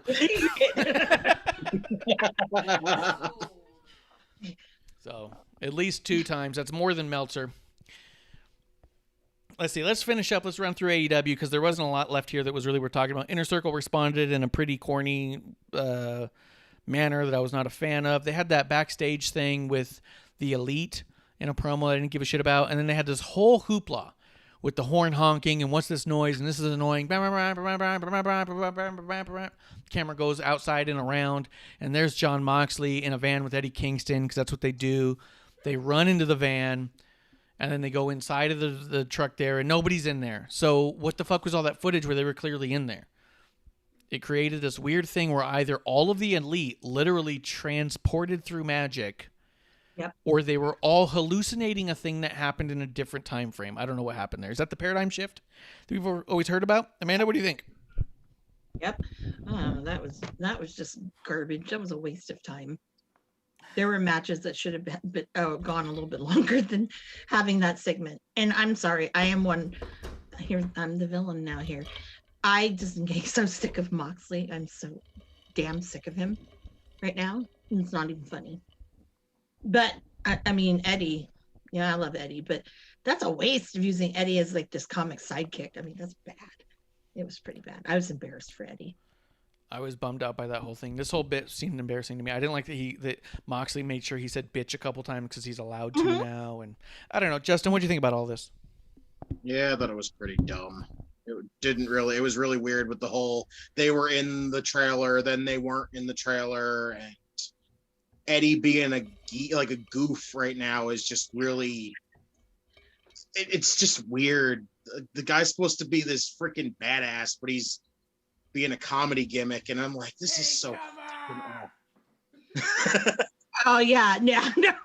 And going back to what we said episode 1, they should have given the belt to Eddie. They shouldn't have had Mox win. It should have gone to Eddie. Yes. Because then I don't think you'd see as much of this like weirdness. Actually, probably wouldn't see it at all. So 100%. The only weird thing is we're probably going to get Eddie for the title, though. Him and Mox are probably going to take the tag titles off the Bucks. Oh, I'd be all right with that. Yeah. That could be possible. Let's do this. Unless there's anything else you want to say about all that, we had Billy Gunn versus QT Marshall. You guys, I have nothing to say about that. It was forgettable at best. I didn't watch it because I know his sons are annoying. So that's so funny. Justin, what'd you think about that? And then, so I want you to do this. This is how I want you to do it. Justin, listen to me. Listen to me, Justin. Tell me what you thought about Billy Gunn versus QT Marshall. Go into immediately after that Christian Cage versus Powerhouse Hobbs. And then when you tell me what you think about that, pitch it to Amanda. Okay. So, yeah, QT Marshall and Billy Gunn, absolute waste. I would rather have seen Nick Comoroto wrestle more than anything. Yeah. He looks like an absolute monster, and I want to see more of him wrestle. Even Aaron Solo, I'd rather watch him wrestle. Yeah. QT Marshall to me just feels like a waste. This whole thing just feels like another thing to get Cody over, and I don't really have no interest in it. I don't really care. It's just like you're making these guys look dominant, and then as soon as Cody comes back, guess what? Straight down the drain again. Mm-hmm. Exactly. That's how I feel about it. And I'm just like, okay, you're not going to be Cody. That's never going to happen. So we don't need to have all of this. Now, those guys, what's been great about it is it just means that people like Solo and Nick Comoroto got signed, which is great. So now they're not extras anymore. But it's like, this stuff is, no, we don't need to see QT Marshall wrestle Billy Gunn on TNT. That's an internet show match, straight up. I mean, yeah, so that felt like a dark match. Yeah, it was like dark, and it blows me away how sometimes, like, I don't know what Tony's thinking, but because there's been matches on Dark that you're like, whoa, why wasn't that on TNT? Like, why didn't you save that? So I think that's probably one of the weirdest. Yeah. I don't want to see any more of that either. I don't want to see him wrestle again. Yeah. QT. Have you noticed that QT Marshall, when he runs the ropes, he hops like a bunny in the middle? Yeah. Yes. What the fuck was that? I was like, that's so weird. I'm like, okay. I was watching. I was like, what the fuck is he doing? But I like what you said about him. Justin, what do you think about Powerhouse Hobbs versus Christian Cage? Honestly, not too bad of a match. Christian's starting to make me get interested in him, and like I said, like the one thing I was glad is he turned down the whole when everyone was like, oh, he's going to be going for the world title already, and the fact that he was like, I want to get some wins, and I'm like, okay, well, that's a good thing right now, because we don't need to just take Christian and shove him in the world title scene right off the bat. But I honestly enjoyed the match. Powerhouse Hobbs, I fucking hate calling him that so much. It's Will Hobbs. I can't call him Powerhouse. It just sounds weird. Thank you. Will Hobbs is honestly really, really awesome. I like when Excalibur usually used to tell his story, like what his story was on commentary. That's what made me get into him. And I'm like, how can you not like this guy? Like, it's amazing. But the match was great for what it was. I loved it. I have no complaints about it. So Well, there seems to be something breaking about Justin Roberts right now. I'm trying to get a hold of. Lord. So we'll Oh, see what's Lord. going on with him because he was. Let's get in the powerhouse real quick. Yeah, but I want Amanda, tell me what you thought about all of that because I liked the match. I thought it was solid. It was a good match. However, this did feel a lot like this is what it felt like to me, and this is me being a dick. This feels like Christian Cage shows up to AEW with everyone saying, "See, he'll be used right here and be immediately in the main event picture."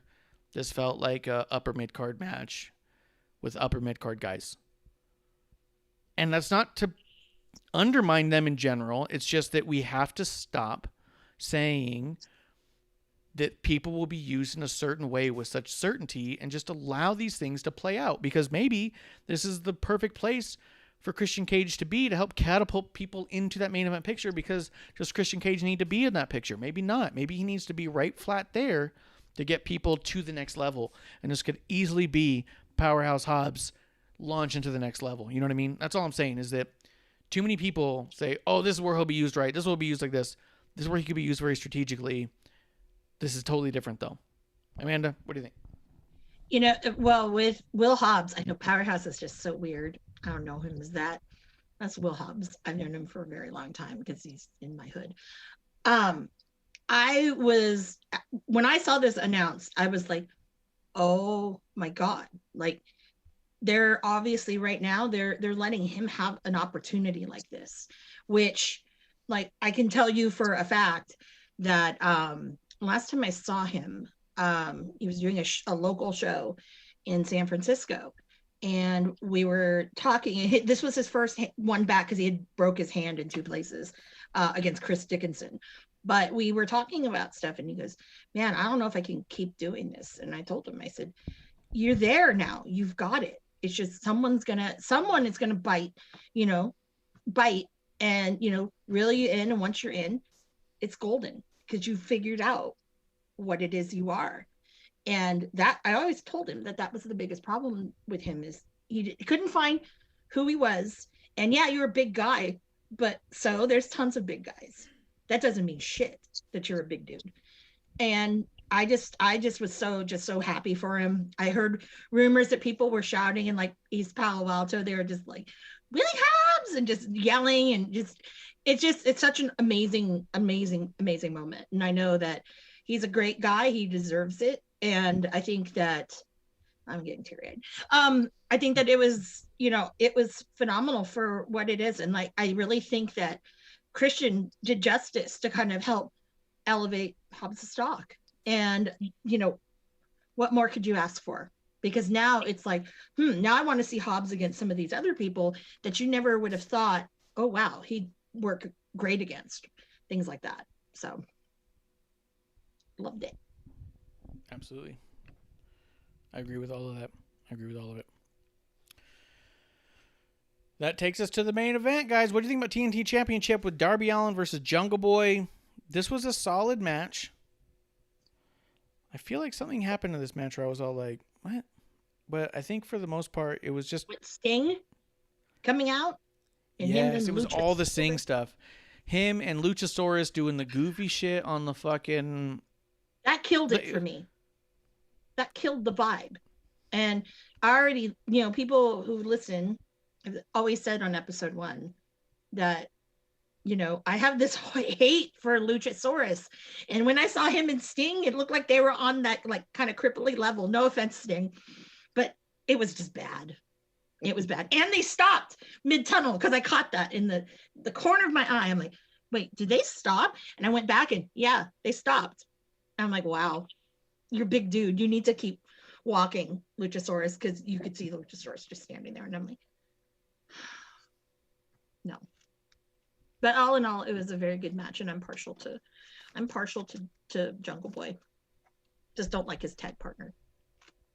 Yeah, the Luchasaurus stuff and Sting stuff was all pretty weird and sloppy, and it was clearly set up in a way where Sting wasn't going to take a bump, but it was supposed to look like he might. And I don't know, it was all kind of... Do you think we might end up with some sort of stupid jungle match that's cinematic or something? I don't know.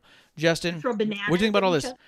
I thought the match itself was really solid, though. I do like the idea This is another one. Opening the show with Ricky Starks and Hangman, ending it with Darby versus Jungle Boy. Yes, this is what AEW should be. Justin, what do you want to say about this before we move on to NXT?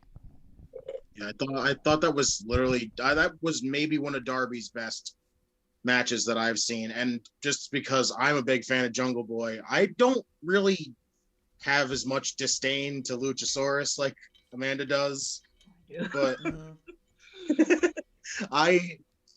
I always liked Luchasaurus. The athletic big man thing is always something that I'm a fan of. And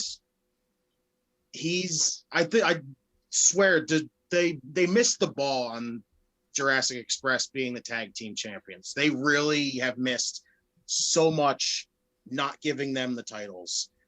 That when they did the tournament, they should have gave them the titles in a hand, like immediately. Because you wasted all that momentum you had on that. Just said, yeah, we just want to go with SCU. And today it didn't make any sense whatsoever. Yeah. But I enjoyed it. Darby, he's really good when he's not, even when he's not doing the hardcore stuff. He's really good when he wants to be. Mm-hmm. And I enjoyed every second of that match with Jungle Boy, because Jungle Boy, I really wanted Jungle Boy to win that match. I was like, man, I feel bad saying this, but I really want Jungle Boy to win this match. But he didn't. And other than the Sting and Luchasaurus stuff, that was just weird. It just came off awkward. Just watching those two slugging it out in like slow motion, it felt so freaking weird. It felt like putting a YouTube video on the slowest speed, just watching the fight, and it was really awkward. Oh, and the whole thing became on that. The camera just was on them and no longer about the match at all. And yeah, exactly. And then they, stopped in the tunnel. But by the way, just FYI out there, because I know these are hard to find. So I am actually really wanting a Jungle Boy. Actually, I almost said doll, but action figure called doll. They got it. It's coming. It's in the next series. Well, no. But I can't ever find them. Like the only person I ever find is Cody. I'm like, really? Come on now. I only ever see the Riho is the only one that's in my town. Oh, really? If you want a Jungle Boy, I'll make it happen. Don't worry. All those figures are all over the place. I'm telling you. Because I am going to buy, well, not only because I've seen him wrestle since he really kind of started, because he was at APW. Shout out to them. That was a big night for them. Two of their big guys over there. But I also am using a little bit of stimulus money, and I'm buying the Dylan McKay doll. You know what I'm going to do. Obviously can't have Luke Perry sign it, but the father and son. Yeah. I know I'm a nerd. I'm sorry. I'm a nerd. But I'm doing it. So, yeah. That's okay. I mean, this is also the same person who said they'll make clothing for Ricky's figure when he gets it. So it's like you did want a fashion doll Ricky Starks for sure. Yeah, fashion doll Ricky. I'm gonna make an outfit. And he'll probably say, why didn't you make me one? I'm like, because that's mine and my idea. You can pay me. All right. So overall, I did think that AEW this week was better than it's been in a long time. I liked that it highlighted a lot of the younger AEW talent more than a lot of the seasoned vets, we'll call them. I liked it more than most. I don't know if it's got me convinced that I have to watch next week. I do feel like something that they're failing at, if I were to give it a critique, is that the way that even Raw, as much as I don't like the way they do it, but they do it, and the way that SmackDown will set up something in the beginning of the show, and it will be an underlying thread throughout the entire show, making for a story within the entire show that has other stories surrounding that story. So making it actually like a television show you can watch as a show with a story. AEW has no clue how to do that. They haven't tied anything together segment to segment. You literally can watch this in YouTube clips, and you don't need to see anything else. If you only want to know what's going on with Darby, you literally only need to watch the one Darby segment, and that is it. Nothing else is relevant to it whatsoever. Whereas with WWE, the way they try to do things, they used to do it really well in the 90s. They're getting back to it now. I really couldn't talk about time frames when I wasn't watching, but where they're starting to make it so if you want to know all about Sheamus, you're going to have to kind of know what's going on with Drew McIntyre. You're probably going to need to know what's going on with Matt Riddle. You know what I mean? Like, they make stuff intertwined, and right now they're keeping defined lines between characters and storylines in AEW. There was one last night. It was the Hobbs and Christian match when Ricky came out. Because Hobbs is the one, if you really watch all that crap, Hobbs has been the one who, you know, like him and, you know, Ricky obviously has whatever with Cage, which I think is hilarious.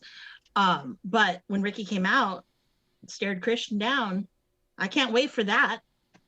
And they're starting to do it, but they really don't. And that was the only moment they did. It was a good moment, but yeah, again, you're right. They don't do that at all. Yeah.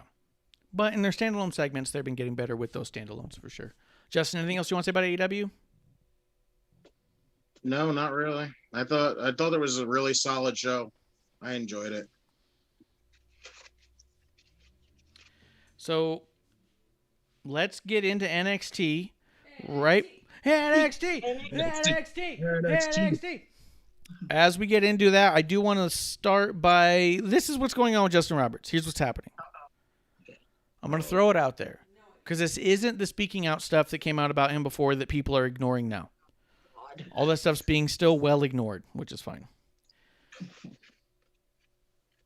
It's bubbled up again that he doesn't like Connor's cure and thinks the story of Connor is convoluted and twisted to meet the propaganda and narrative of the WWE, and that the charity comes from a place of greed and not a place of humanity. So therefore the charity and all of that it does is horrible, because in his version of the story, and I don't know any version of the story, to be honest, I'm a spectator like everyone else. In his version of the story, he was friends with Connor, and he talked to Connor all the time, and he was FaceTiming Connor, and all the other stars were just put in for video clips to make a video look like he was close to other stars, but it was all of him, and WWE plucked Connor away from him and erased him from the story that is Connor. And he's not happy about that, and it's fucking weird. That's it? That's what's going on. He's bringing it back up again. And it's like... Why? I don't know, because he's not talked about enough? Because he thinks WWE owes him something? I don't know. He's garbage. He's lucky to be in the business at all, if you ask me. He's the worst ring announcer of all time. But here he is. And he's shitting on charity because it doesn't involve him enough. They're the evil ones because they forgot to talk about him in the charity. What the fuck? Yeah, no. I'm waiting for them to get another ring announcer because I'm kind of sick of hearing him on all three shows. And when we get a fourth, then it's like, no, I don't want to hear that. Again, I love her. I love her to death. Don't know why. Well, why isn't Melissa Santos there? Because I think they need a woman. And Melissa's great. And she's, she's ready to get back to it. She's still with Impact? No. No? Okay. No. Her contract. Her contract. Pick her up. Yeah. Damn it. Her old man works there. Come on. Jeez. Apparently there's rumors circulating right now that Kevin Dunn's released. I'd have a hard time buying that without some sort of confirmation, though. He's been such a part of the company for so long. But at the same time, they're shaking up fucking everything right now. What the hell? Next thing you know, stories about him are always like secondhand stories. That's the thing. Kevin Dunn stories, Bruce Pritchard stories, Vince McMahon stories, 9 times out of 10 are about people who never interacted with them. People are always like, he's an asshole. A friend of mine told a friend of mine. Okay. Jesus. That's the internet wrestling community for you. But this whole like Justin Roberts thing of the Connor's Cure thing is horrible and awful because they don't involve me in the story. It's like, what the fuck? Well, if you want to be involved in a charity thing, go to TK. I'm sure, he'll help you and get one so you feel better. Yeah, there you go. I mean, I don't know. It's funny. Like, Jesus. There's other things in life. Well, let's talk about other things in life like NXT. I mean, Kuro brings up a good point. Corona was there for a long time, but he's gone. But, yeah. I mean, Dunn's part of the production, though.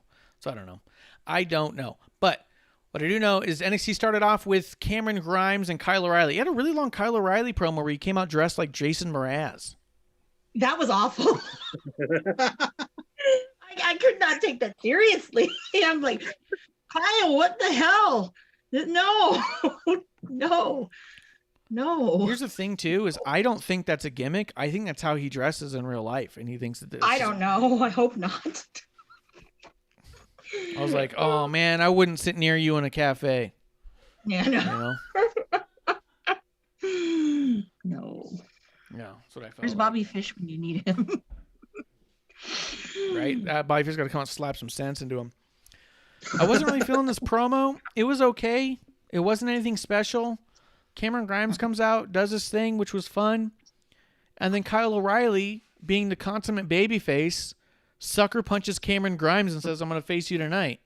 Because that's what babyfaces do. They confuse the bad guy, make him look the other way, and sucker punch him real quick. I didn't get that bit. But I don't know. What do you guys think about this new Kyle O'Reilly, this Jason Mraz O'Reilly, and the fact that everyone seems to think that if you wear a jean jacket, therefore you must be copying Orange Cassidy? Justin, I'll start with you. Yeah, it feels kind of like forced that they're throwing Kyle O'Reilly into it as a babyface. He doesn't seem like he works very well as a babyface. Like his heel run with Undisputed Era feels like it worked insanely well, but this just feels like all over the place. Just nothing's coming out of it. It's just weird. He felt so scripted. Yeah. Like forced. It's like forced words. Like, I don't want to say this, but I'm going to. Amanda, what do you think of it? Well, obviously, I just couldn't take him seriously. But, if this is his new character, it's very disappointing. Just because I'm like, that does not seem like Kyle O'Reilly. That does not seem like a babyface Kyle O'Reilly. Need to go back to the drawing board on this one, guys, because this one's not going to work.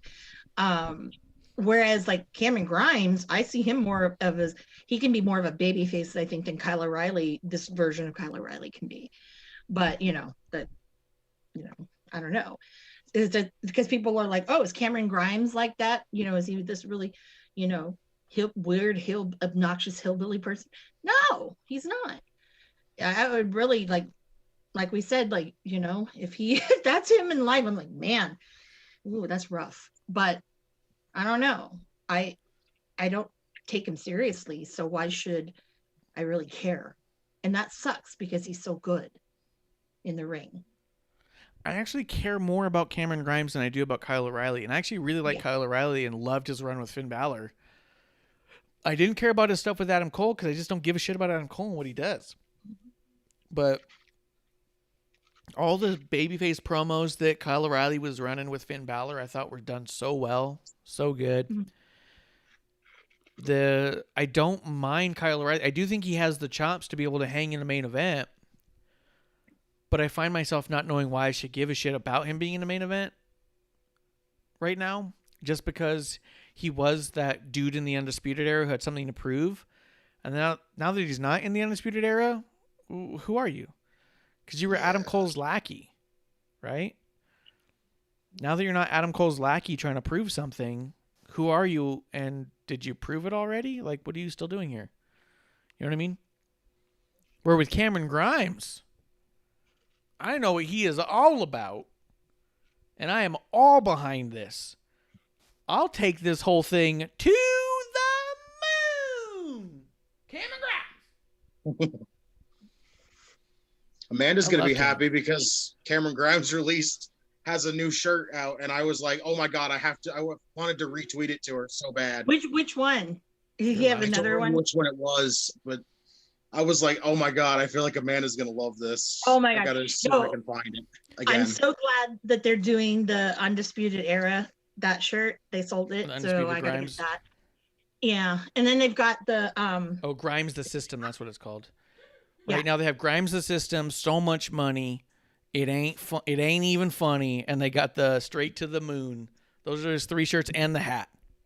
Mm-hmm. God bless. I want the To the Moon one because it's not in black. So. That's true. Straight to the Moon is brown. It is a nice grimy brown. Mm-hmm.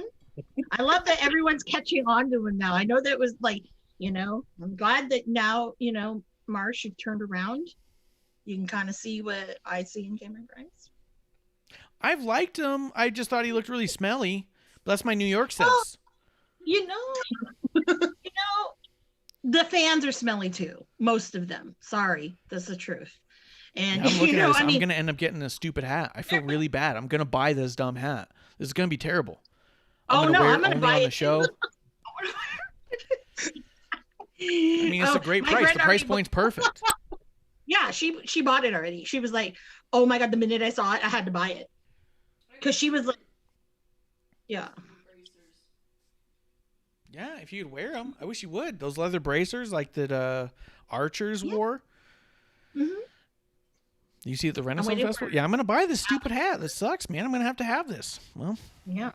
Well, my friend tried to. She was in Tampa. She didn't go to Mania because she went to the collective stuff. But she tried to look at all the, how they have their store they open. She tried. She looked. She was like, "How come they don't have the hat?" And so she yelled at one of the people because one of my friends videotaped it, and I just laughed. She was like, "How dare you? That's like the greatest star NXT is ever going to see." I'm like, "Oh, that's fun." But those are the kind of friends I roll with. But yeah, no. But I don't expect anything other from her because that is her favorite and has been her favorite for years. So I thought that was funny. And she's like, "I didn't get a damn fucking hat." I'm like, "Well, we got to order it." She goes, "I already did." When they told me no, I ordered it. And I'm like, "Oh, okay." So much money. It ain't even funny. Yeah. Mm-hmm. I think everyone should have a Cameron Grimes hat. I got no problems with that. Not one. Nope. I think we're gonna end up having it. It's gonna be a thing now. Hey, Justin, what's your hat size? Wait, it's sized? It's not sized. I'm fucking. Oh, okay. I was gonna say, isn't it one size fits all? Yeah. Yeah. It'll be like someone who has a bigger head. It would be like what do they call that thing? It'll look like I don't know. Never mind. It'll look, how like a children's, like when you're an adult and you're at a children's birthday and it's that cowboy hat that's really tiny. Yeah. Mm-hmm. Oh, like Kurt Angle. Yeah. Would you guys, Amanda? What did you think about Dexter Lumis versus LA Knight? LA Knight. Yeah. Yeah. Yeah. Let me talk to you. Now, of course, I'm a little biased. I love him. And I just think with Dexter Lumis, that story with Indy is so weird that I'm like, because what comes with that is you get goddamn horrible Johnny Gargano. I'm like, oh, yes. God, be quiet. And it was really creepy and weird, and I mean, the match itself was good, but when you threw that in there, I'm like, oh, this is weird. This is not for me. This is weird. I want to know all about what Justin thinks about LA Knight and Dexter Lumis. I enjoyed it for sure. I'm even enjoying the Indy Hartwell, Dexter Lumis stuff. It's honestly hilarious to watch. Disgusting. But LA Knight to me, the only thing he needs to change is that finisher. It's so awkward to watch him do it because it gets connected so weird. But I've enjoyed LA Knight from his Impact days, the Eli Drake and his dummy, and all that stuff like that. I love that. I wish he'd adapt that into this character a little bit too. He said dummy this week. Did he? His promo before the match, he said something like, "You're gonna look like a real dummy," or something like that. He's like, "You're a dummy." Like he called someone a dummy Because I remember when that happened, producers started laughing hysterically because she never saw his Impact stuff. She goes, he called him a dummy. I'm like, yeah. Yeah. Yeah, I told the audience. Oh, I loved that. The audience was cheering both of them. And at one point, he does a move, and they cheer Eli Drake. And he got up, looked at the audience, and went, shut up. And that was all it took. They booed him the rest of the match. And the whole rest of the match, they were cheering Dexter. They were behind Dexter. And they booed everything Eli did. And I was like, God damn, a master at work. Mm-hmm. He saw that the crowd was just supporting wrestling and said, no, you're going to want me to lose by the end of this. Because when I win, you're going to be more mad. But it is good beautiful. they give him a microphone before his match. That should So good. that should happen before or after, whatever, because that's what really sells that character. Mm-hmm. Oh. Eli Drake talks like The Rock, and that's why I love him, because he's kind of a callback of classic wrestling, and not only classic wrestling, but phenomenon wrestling. Not phenomenal, phenomenon. The kind of phenomenon. No.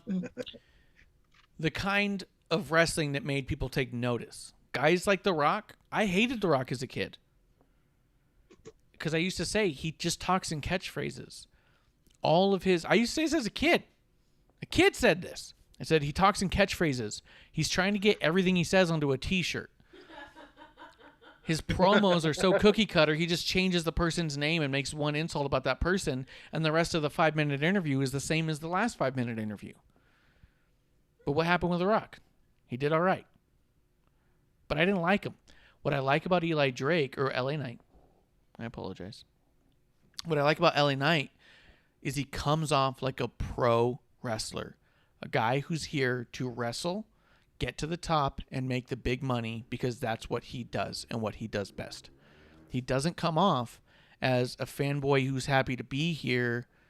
He doesn't come off as a dinosaur or an alien or a whiny Gargano type. He doesn't come off as a serial killer. He's a goddamn pro wrestler in a pro wrestling company trying to make the most money by winning the most matches and getting championships. And I'm like, wow, I haven't seen that since like fucking Ric Flair, you know? So I love Eli Drake. As far as his finisher goes, couldn't tell you what it even looks like. That's how non-impactful that finisher is to me from a viewer standpoint. I have no idea which one you're talking about. I've heard you and Bishop both say at different times he's got to change that finisher. And I go, what the fuck does this finisher even look like? I've seen a bunch of his matches. I've seen a ton of them. No idea how it finishes. It's some weird like snap, like quick whiplash snapmare. Ooh. I have to take a look again because I don't. Yeah, that sounds good. Yeah.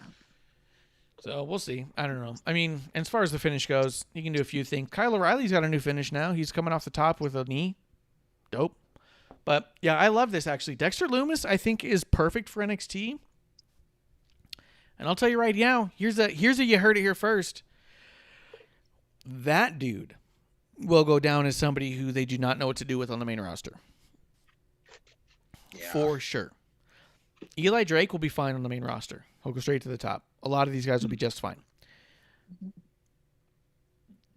Dexter Lumis, what the fuck do you do with a stupid character like that? And I say that with love of that character. I think Dexter Lumis is a pretty rad character, but it works in the NXT universe. A weird serial killer, Stranger Things like character that has a love affair with a new rookie wrestler.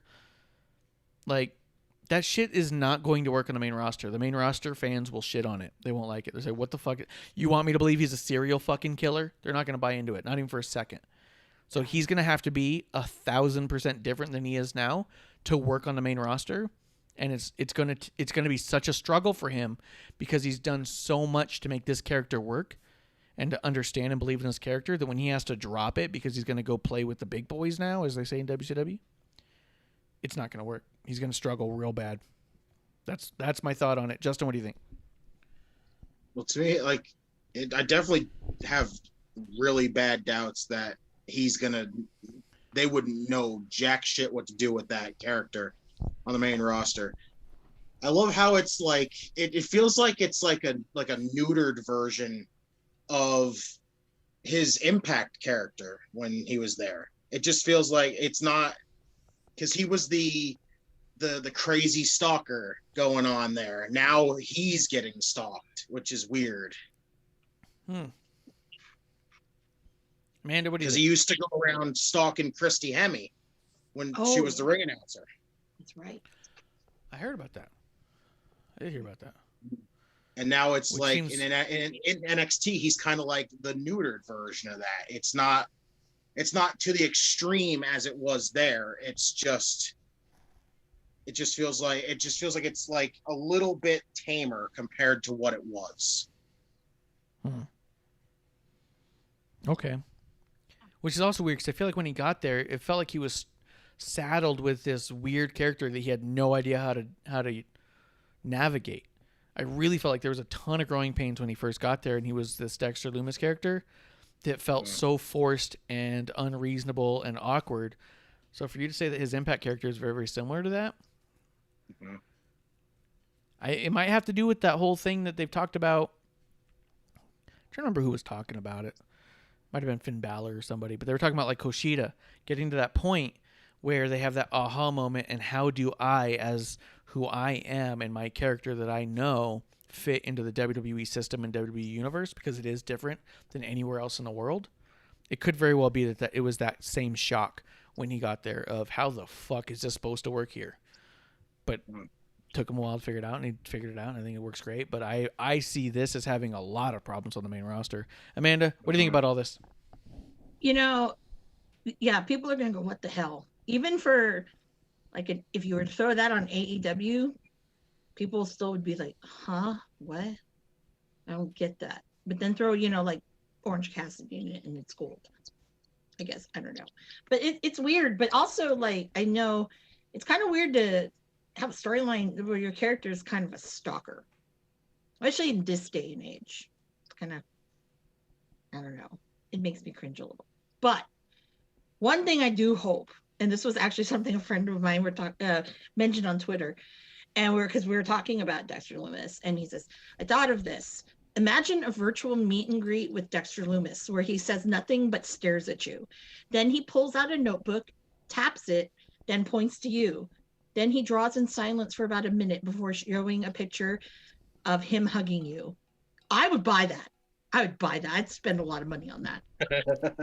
I mean, that has to happen, So if that ends up happening, credit to my friend Brandon for saying that. But I would pay money because that's kind of cool, And it works for My COVID. understanding, well, is that true? My understanding is with him being the caricature artist that he is, that when you went to go to meet and greets, if they were slow enough, he would just draw pictures for people. They'd ask for an autograph, and he would draw fucking pictures. Oh, wow. But did he talk? So, or is he in character? I believe he did. I don't know. I would think that's weird. Yeah. Oh, who was it? Somebody did a meet and greet, and it was for, I believe, Pat Patterson and Gerald Briscoe both. Mm-hmm. And there wasn't anything there to sign. And Lumis was there. I think he was Sam Shepard at the time. Mm-hmm. And the dude knew he was an artist and went over and asked Lumis to draw a picture of Briscoe and Patterson together. And he did. Bought it, and then went over and had Briscoe and Patterson sign it. Because there was nothing else for him to sign. And I was like, that's so fucking good. Someone showed up, I think when Pat passed away is when I saw that story come through. Oh, wow. That's cool. Yeah. Bishop saying that he thinks that Lumis was the best part of the Regal War Games impressions clips. Remember when I was going, War Games? Then it cut to Lumis, who was just sitting there breathing heavy. War Games! So, I don't know. That might be true. But I don't know, all good stuff. I am curious where it goes. This seems like it has more legs than the main event had, which is the weird bit. But after that, we had Frankie Monet interrupting the Io Shirai interview. And this Io Shirai interview I thought was fantastic. Another example. We talked about it on Tuesday. I'm happy to talk about it with you guys. I'm just going to throw a little bit of a log on the fire probably because I'm a shill. But Andrade comes out online all the time talking mad shit on WWE, saying, oh, they're going to go get more Mexicans to put in catering. Oh, there's no Mexicans on WrestleMania. Oh, I'm not used there. They don't know what to do. Oh, fuck them. You have Bad Bunny cutting an interview entirely in Spanish, followed by Damian Priest cutting an interview entirely in Spanish, followed by Miz and Damian going back and forth in Spanglish, with French included. You have Io Shirai cutting this fantastic promo here. I'm sorry, your failure to speak absolutely the most fluent English wasn't the problem. Your failure to connect was.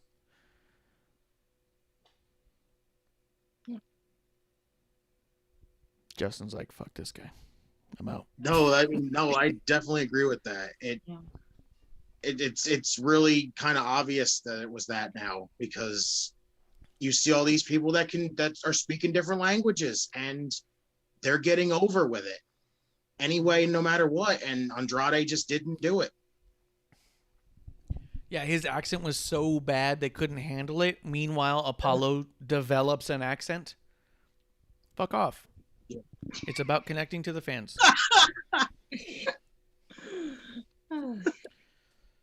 True. So I hope wherever he goes, he can speak Spanish forever and think that he's right.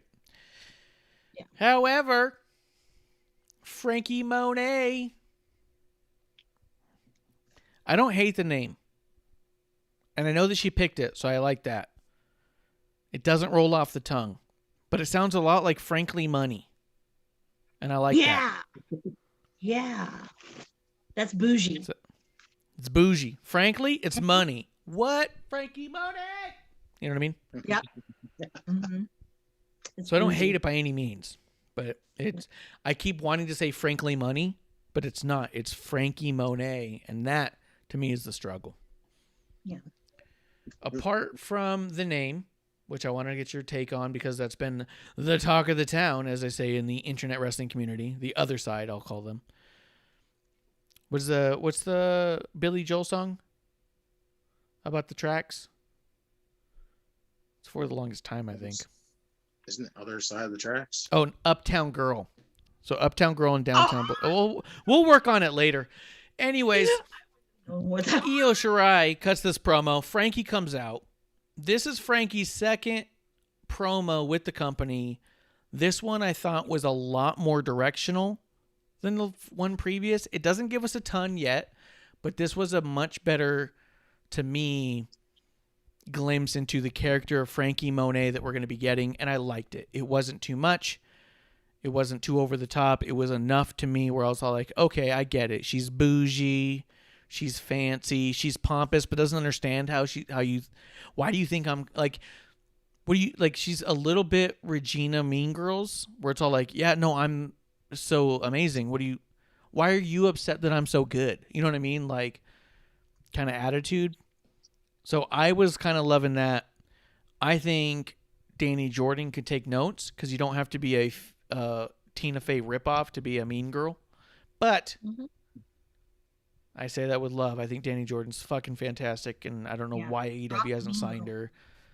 And I just want her to drop the mean girl thing and just be Danny Jordan. All of that. Let's go to Amanda and then to Justin while he stews. Amanda, what do you think of this whole little setup here? You know, I agree with you. It's a great intro to her character, because when you saw her come up, when she went up to Raquel last week, it was like, okay, you're doing your Voya Loca thing, and you know, you're doing the Spanglish thing. I'm like, okay, that's Ty Valkyrie. Okay. And now we have a different side to it, which I thought was great. And I think it really works for her. I will be curious to see what happens with it, because I think ultimately when she does go to the main roster, which I'm sure she's probably going to go pretty quickly, what they do with her and the husband, but it fits though with Morrison and Miz and what they're doing. It kind of fits. So She does, yeah. Yeah, so I mean, if that's what they're preparing for, cool. Also, another fun one would be if you heard it first, if they pair her with Cameron Grimes right now.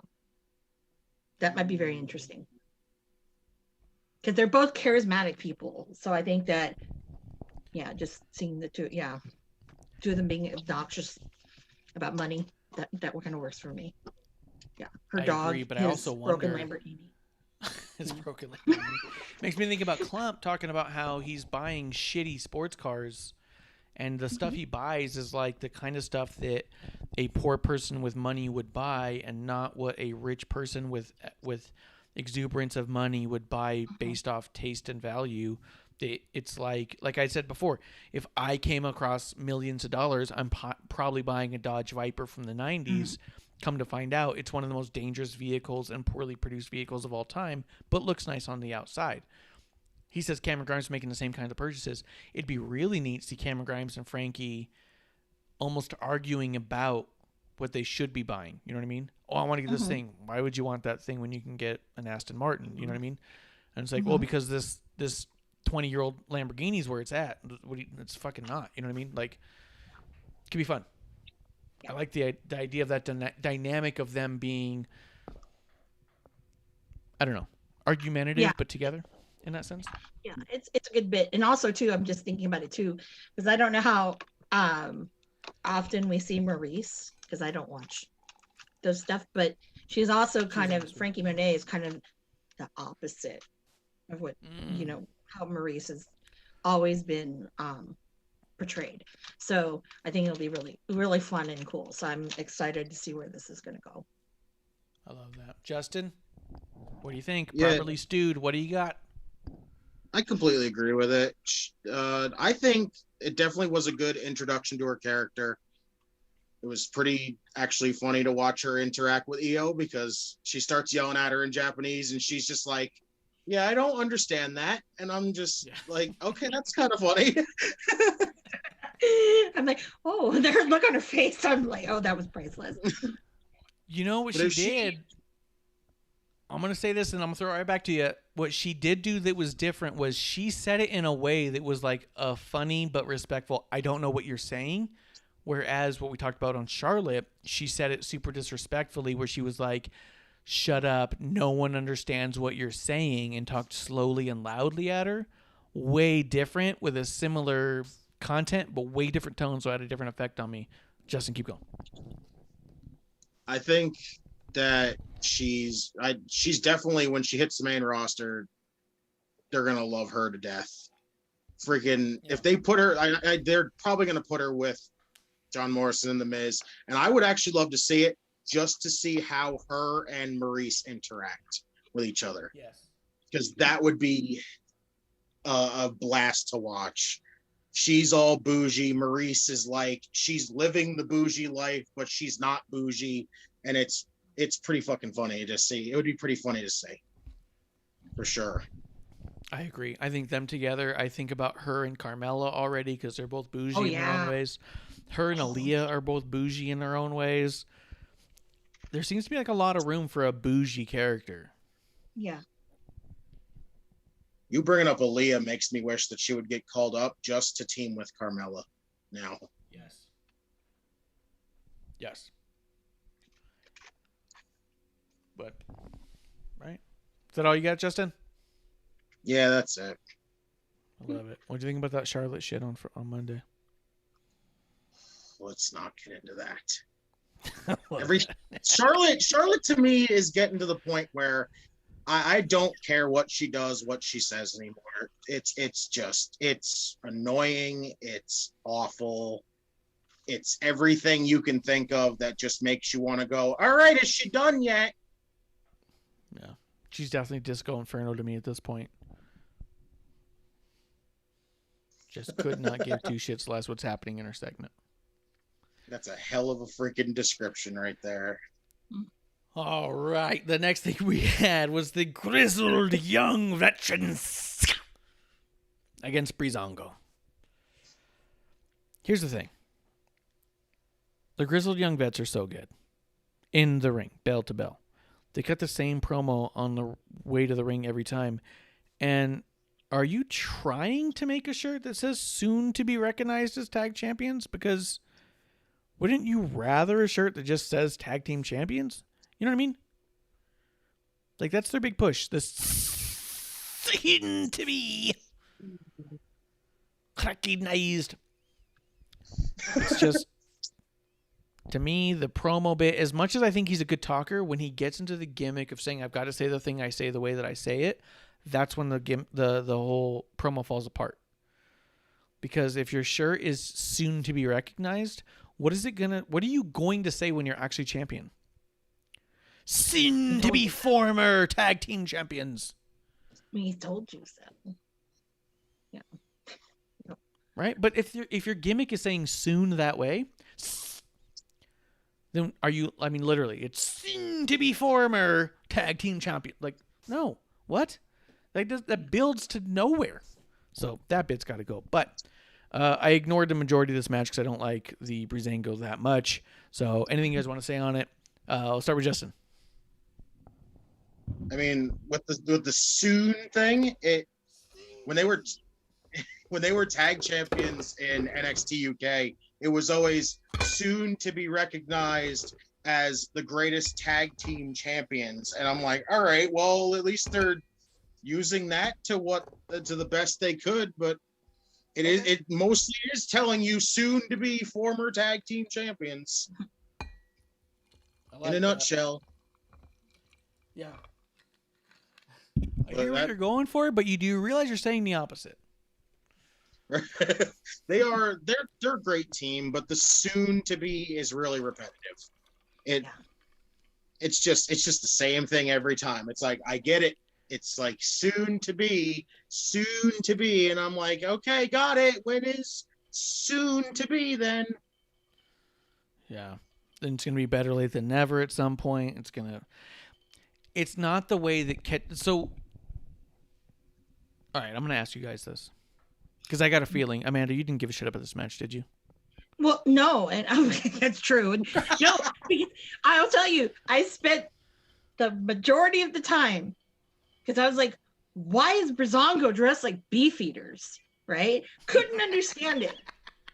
And then I spent most of the match thinking about it, and then I was looking things up on the internet, and I went on Tumblr, and I'm like, I don't get it. And then I looked back because I didn't see who, I was just curious about the beefeater thing. So I didn't know who they were wrestling. And when I went back, I'm like, oh, okay, duh. And then I didn't watch the rest of it. No point. Yeah. So, yeah. So the beefeater thing, that works. It fooled me, but it also fooled me not to watch your match. So that's probably a bad thing. No, right. No, it's one of those shame on me if you get me twice kind of deals. I gotcha. Yeah. So now, if someone dressed as a beefeater, they're probably facing someone from the UK. Probably. I guess it's safe to say that. No, as soon as I saw Breezango, I was like, all right, I don't give a shit. But I heard the promo and I was like, I'll listen. And then I went back to not giving a shit. Wait, that wasn't Beefeater. No, was it Beefeaters or is it the Palace people? No. I don't know. They all look the same to me because they all wear red coats and they walk. No, I think Beefeater's the right thing because that's what's on the booze and that's what we support. Yeah. Matter of fact, I think I have little Beefeaters over there here. You go. Yeah. Oh, you Beefeater right here. Oh yeah. Little There's Beefeater. the Beefeater. Yep, the Beefeater. Yeah. We're ready here on the show. Here's the thing. Here's what I want to know. I'm gonna go. Oh, so this is the thing. And I apologize because we're going longer than I think that we thought we were going to. But Justin, you're part of the Thursday night show. And Thursday night show, I feel like we get a little bit deeper into the woods than we do on our Tuesday show. Me and Kevlar like to make each other laugh and make fart jokes as much as we can. But on Thursdays, we usually hit something that makes us go, well, hold on. And this is the moment of that show, I think. Because it's bubbled up with the soon-to-be T-shirt push, right? You got to have your catchphrase, right? It's all about catchphrases. I've been stewing on this for a bit and thinking about it for a couple weeks. What do you guys think about this? I'm starting to think that Dwayne "The Rock" Johnson actually ruined wrestling long term. I think he broke it. He got so big that he actually broke wrestling. He is the most charismatic man that's ever been born in the history of time. He could say things in a way that would just make people cheer, and they popped it on a shirt. So now everyone who comes after him goes, oh, if you say the right thing, you'll put it on a shirt. If you say the one thing long enough, they'll put it on a shirt. Just keep saying one thing. What's your catchphrase going to be? What's your gimmick and what's your catchphrase? I've heard in wrestling trainings more so than take a bump. Is it possible Dwayne ruined wrestling because of how charismatic he is? He also, because he was so charismatic, could be unbelievably goofy. He took the worst stunner, bar none. No one took a worse stunner than The Rock. He made the stunner look cartoonish, stupid, goofy, and phony. Where guys like Brett and Vince, Sean for a little while, but he went goofy on it because he gets goofy, took it like it was a fucking killer move. Rock takes it like it's a cartoon, literally pulls himself back up, goes standing, goes limp, does a cartoon thing, gets hit with a stunner again, goes over the top rope, rolls back in just to go over again. Like, he made it cartoonish. Was The Rock's charisma so big that he destroyed wrestling as we knew it to be any form of a believable asset where not everyone thinks that goofy, silly shit is just okay to put all the time? And if you say one thing long enough, it just ends up on a shirt and you're famous? I'm going to start with Justin.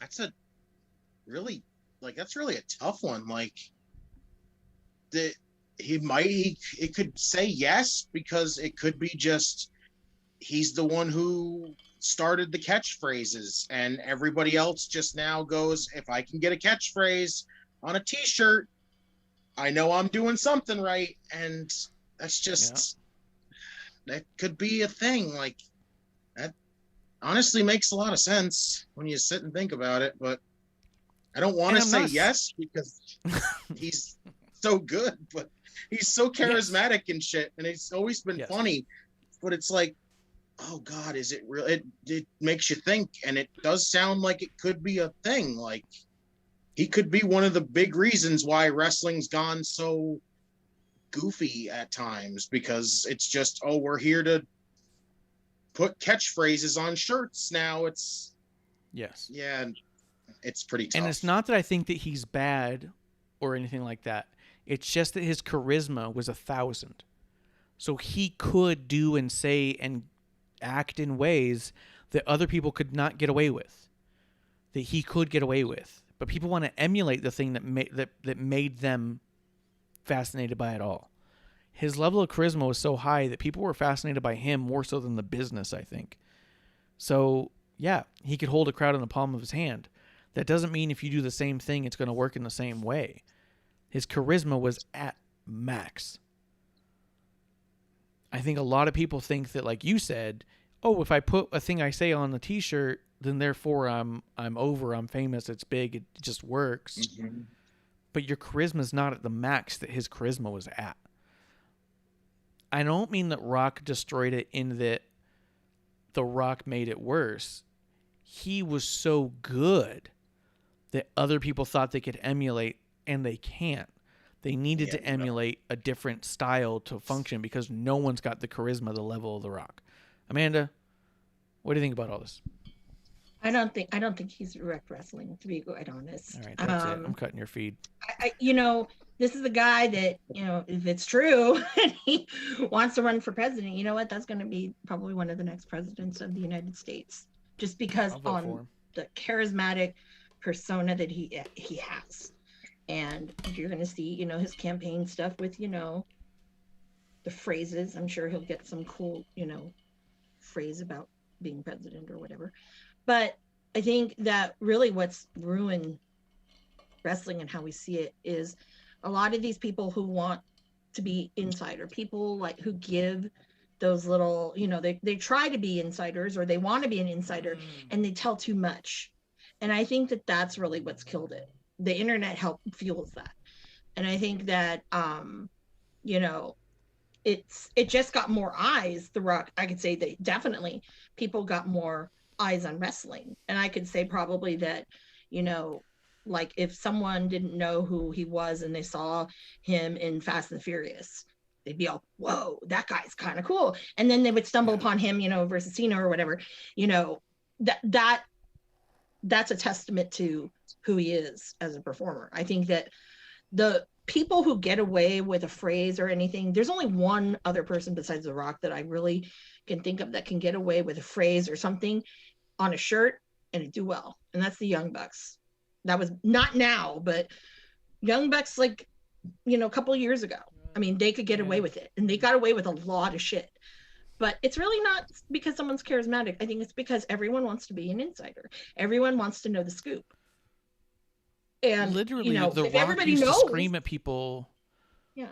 The Rock used to scream at people as slurs. He used a lot of really offensive lingo. Yeah. There was a promo he cut on someone where he called them a porch monkey, which I thought was like, when I saw it, I was like, Jesus, I can't believe I didn't catch that as a kid. Yeah. Well, and there was even saying Rudy Poo as much as he did.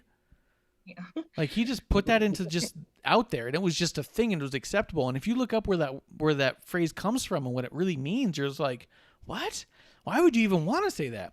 But he said it in such a way that literally it was on a T-shirt, and you're like, WWE licensed a shirt that said Rudy Poo, and you're like, yeah, that's how fucking charismatic he is. Everything he says sounds like a good idea. Yeah, they made a truck emoji because he asked for it. Apple. Yeah. But I'll tell you, it's one of those things. Like now, like if we were to see that, I know Peacock probably would edit it out, but it's something that I think that this day and age, people are too sensitive. So back then, some things that were, okay, or no one really spoke about, okay, whatever. But now, again, the internet is evil. That's what I'm saying. That's true. Well, I just want to have a discussion with you guys because both of you guys I know have been long-term friends or fans of wrestling and gone really deep into the woods as far as wrestling goes in general. I just want to know what you guys thought about that because I've been thinking about it a lot lately that his charisma was so high that he's distorted the view that others have of themselves and where they lie and what they can get away with from a standpoint of that. I think he's distorted the view for people getting into the business. They think that, okay, if you have some cool catchphrase or you have, this like greater than life persona, there's very few people who've gotten even close to that echelon. And I think that that's where he's ruined things because now you're getting these carbon copies of someone who's trying to be The Rock or the next Steve Austin or, these legendary people who were so captivating, not like, like the ones, in the cocaine days, but, I don't know if they did that and, whatever, but, the original WWF people. So I think that that's a huge thing. It's more of the wrestlers kind of do that because everyone wants to outdo everyone else. And at the end of the day, it's like some people, majority of them don't have the chops to do it. And the few that do, either there's something missing and they can't do it. So he's put the bar and the standard very high. And I think that you can't duplicate that. And if you are and you can, then that's gold. You have money, but I don't think that can be duplicated at all. Yeah, it's tough for sure. And I think a lot of people just think, oh, you just gotta have the right catchphrase, you pop it on a shirt and that's it, you're done. So I don't know. Justin, anything else you want to say on that? No, not really. You're going to be drinking on that one for a while, huh? I am. I'm going to be like letting that one go through my mind for a while now. Yeah. No, I'm going to want a follow up because I've been thinking about it for probably about 3 weeks now. Different variations of things I've seen that I've liked and not liked and thought, is this the influence of The Rock?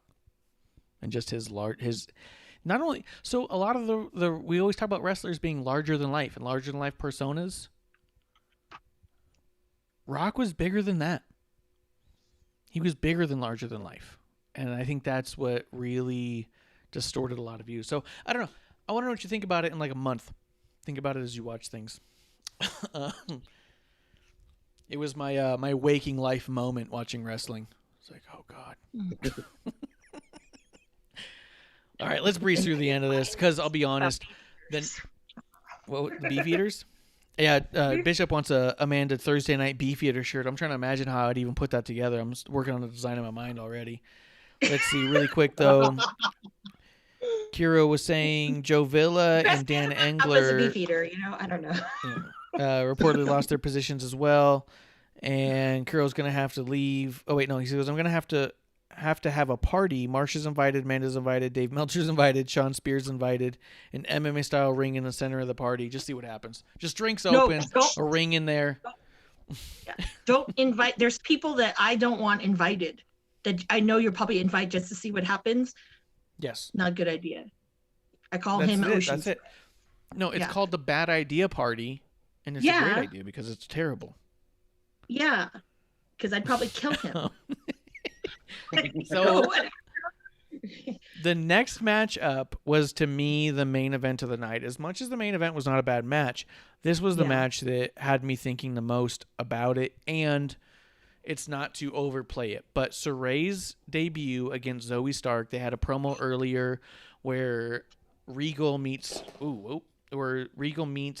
Saray out front and says, oh, everything's all set up. We got a match for you. Zoe comes out and goes, hey, do you have a match for her already? And he goes like, yes. And she goes, well, I want it anyways because I respect her and all this. And I was like, this is a nice, clean way to get two baby faces in the ring to just show what they have in a competitive style that doesn't need a lot of story. You don't have to be cheering against someone. This is a way to introduce somebody in a competitive nature, which I thought was so smart because so often we do rely so heavily on stories, and it makes sense because why wouldn't you? Especially when it gets to the main event. It's got to be a story. I have to care. But if it's your first match, there's no way I'm going to care. There's no grudge. So if you tell me here's another super competitive person who respects this person and has always wanted to wrestle them and really wants to see in there and see, may the better man win kind of a deal, that's mentally fascinating. Let's see how this goes. So I thought it was a really good way of setting it up. We got Saray versus Zoe Stark. I had very low expectations here because, to be the asshole in the room, as I tend to do, there's a lot of Joshi wrestling I've seen over the past 2 years that has not impressed me one bit. So when I heard she was coming over and I heard her background, I was like, oh, I guess we'll see. I had low expectations. Maybe I'm a dick.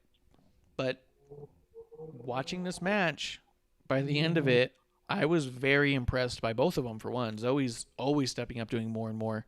The timing of Saray was phenomenal. There was that move where Zoe Irish whips Saray and heads the other direction. Saray sees this and guns it and steps it up a notch to drop kick Zoe right when she's coming back from the ropes, knocks her down to the rope, then does this sort of like diving drop kick knee thing to her face. And the timing on both of those were so good. I rewatched them. I was like, oh my God, like to get that right is insane. So I was really impressed. I didn't think this was like greatest women's match of all time, but I did think it was very, very good, very clean, very impressive to me for someone who came with pretty low expectations. I think that, Amanda, you said you have not seen Saray before? You had? I have not. No. You have not? I think it was Clump who said he'd seen Saray before. Okay. Yeah. Let's start with Amanda then, and we'll go to Justin. Amanda, what did you think about this match? Well, I already knew, like, if Regal's giving Zoe Stark, or whoever it is, giving Zoe Stark the green light to be Saray's first, match, like in my mind, I know this is going to be good. And it was. It blew me away because her Joshi style is a lot different than everybody else. Definitely different than what's going on at AEW. Totally. So, and because a lot of people have pretty much, given her their seal of approval, it's something. And one thing I didn't like all the screaming, her noises. Other people do that too, and that bothers me too. It's just because it's like, oh God, it's like ear piercing and it's not necessary, But other than that, I mean, she really showed what Zoe can do. And they both complimented each other of this is your introduction to this person that, everyone thinks is so great. And she is, because of how it was done. And I think that's what I got out of the whole match. And it really, it should have been the damn main event, because if you're, you've hyped up this woman, come on, if she's the best. Yep. Yeah. Got to put your best foot forward out. 100%. Justin, what do you think of all this? I definitely have never seen Saray before. But every time I was on social media, there was people that have seen her and they would say, she's really good. She's really good. And I'm just like, well, that's some good sign that at least people have seen her and she's supposedly really good. So I'm going to keep my expectations like right in the middle here. I don't want to get them up too high and be like, well, she's really good, but then she's just completely like, she had an off night and everything just went to shit. But she was really good. She's fluent. She's precise. She's got some stiffness to her. I love it. I have no issue with Joshi women, like the Joshi wrestlers. There's some that are really good. There's some that have like weird stuff to them, like with like Maki Ito, for instance. But she's fun to watch also. Like I have no issue with any of the Joshi women. Like they go out there and just said it. You're saying it like I have an issue with Joshi wrestlers in general. I'm just saying I hear a lot of hype about so many of them just because they're Joshi. People go, oh, they're Joshi wrestlers, so here it comes. And I'm not always impressed. Not every time. I'm not saying it in mass. Mm-hmm. I mean, I'm a dick, but come on, man. I'm sorry. I'm just saying. Like I this have one's from Bishop, by the way. Yeah. If That's you're great. listening, I have my background is Beefeaters. That's hysterical. There it goes. Yeah. Bring it back. I love it. But yeah, Zoe Stark, I don't know really anybody who's seen her a lot beforehand, but my God, she's really good. And I just get impressed with her more and more every time. And I just felt like both of them, they meshed well together. And that is why I thought it was perfect. Like Zoe Stark was a good first opponent for her. She was, it was just it was a really good match. It was really enjoyable. And I hope we get to see more of Saray.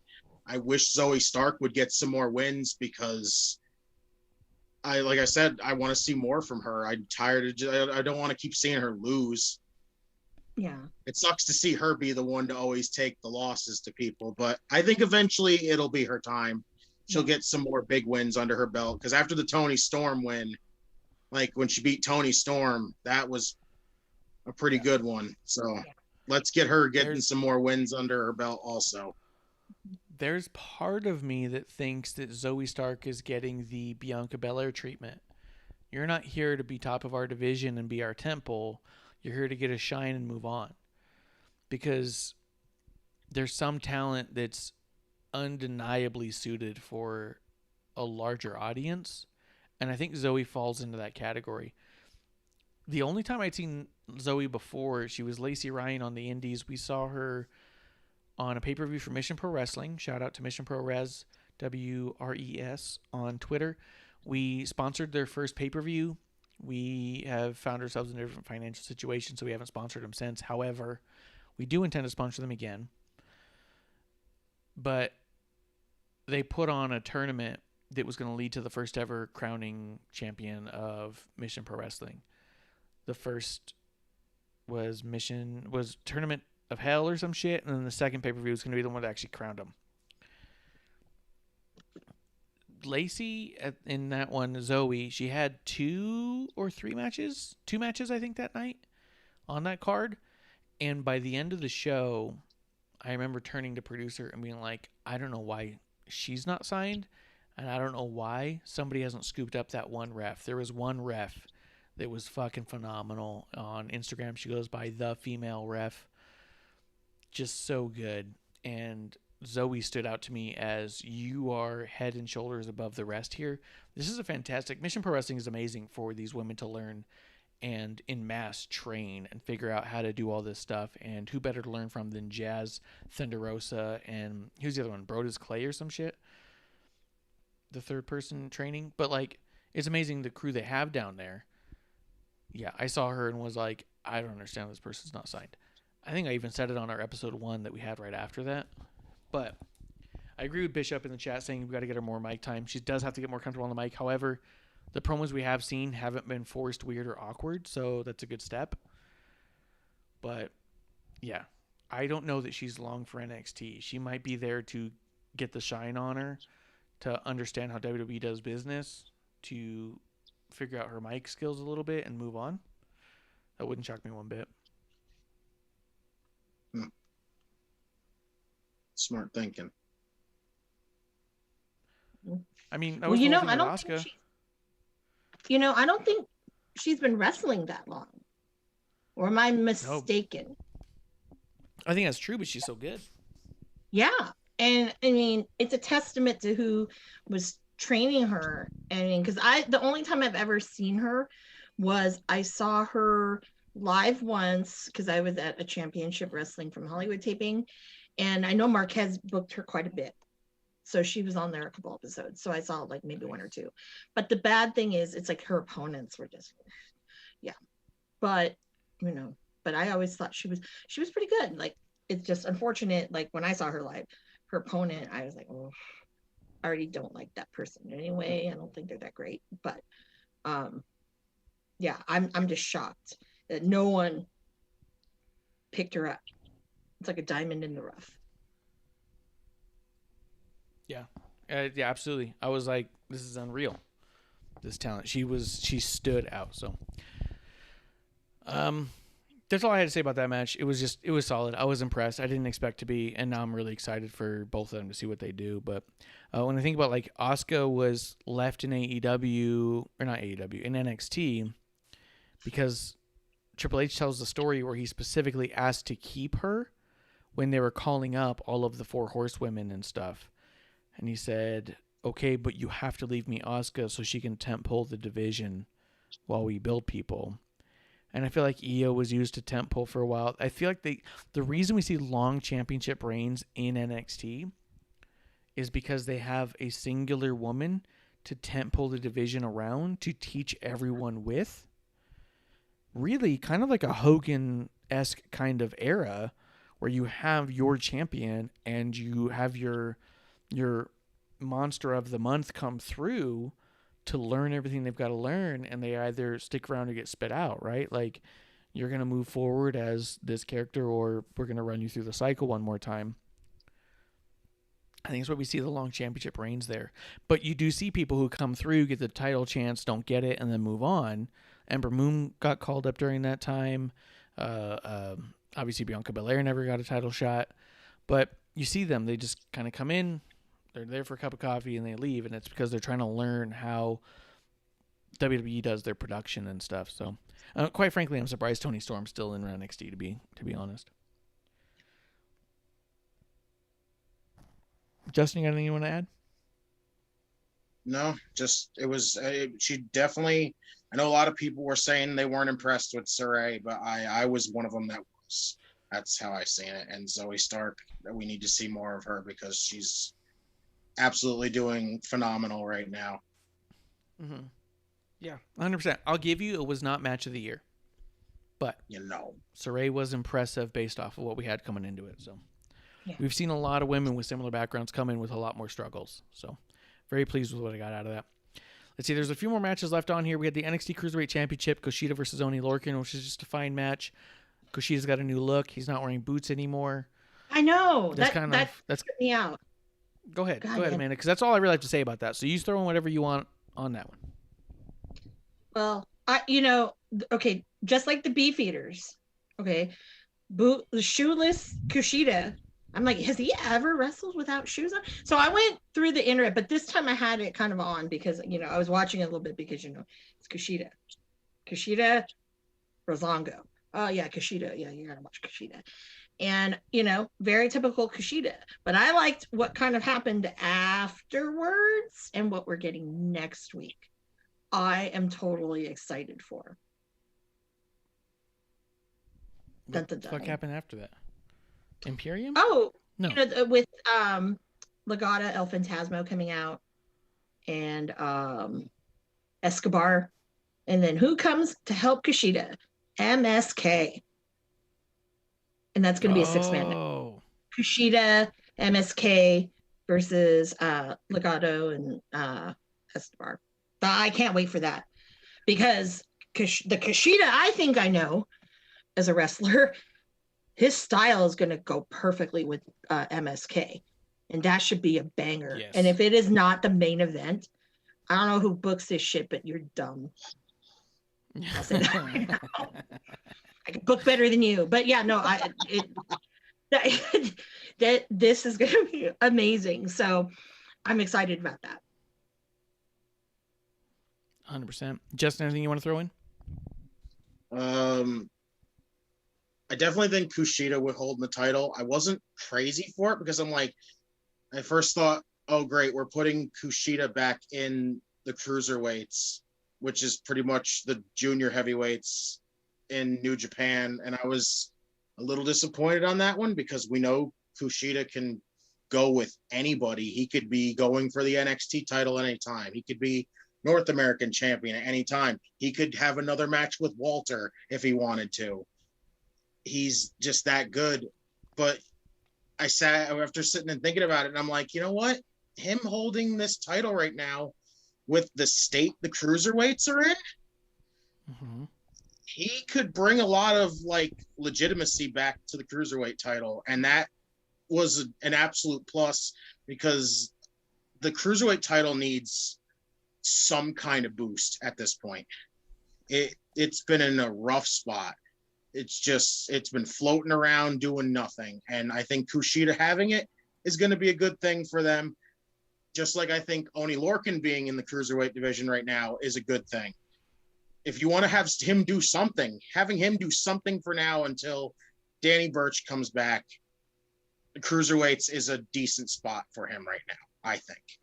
Yeah, 100%. And Escobar put the cruiserweight positioning so high that where we saw it before Kushida was against Karrion Kross. It was non-title for sure, but that's where that legitimacy came from.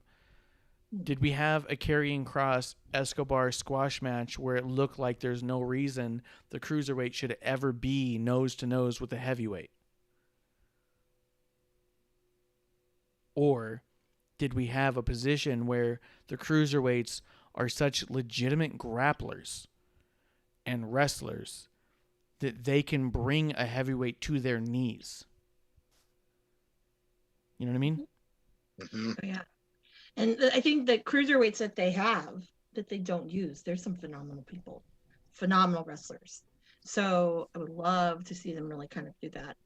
And I think that, when I always think of heavyweights and juniors, I think of, I don't know why New Japan did this, but a couple, maybe 2 years ago at the Best of the Super Juniors, they had Shingo Takagi was one of the contestants. I'm like, that dude is hella big. I've seen him in person. He's big. He's not a junior heavyweight. What the hell? So, but it's a testament that, when he was in there, yeah, he dominated most of it, but you could see those guys it wasn't awkward, and not like Marty Scurll and Okada. That was a little awkward. But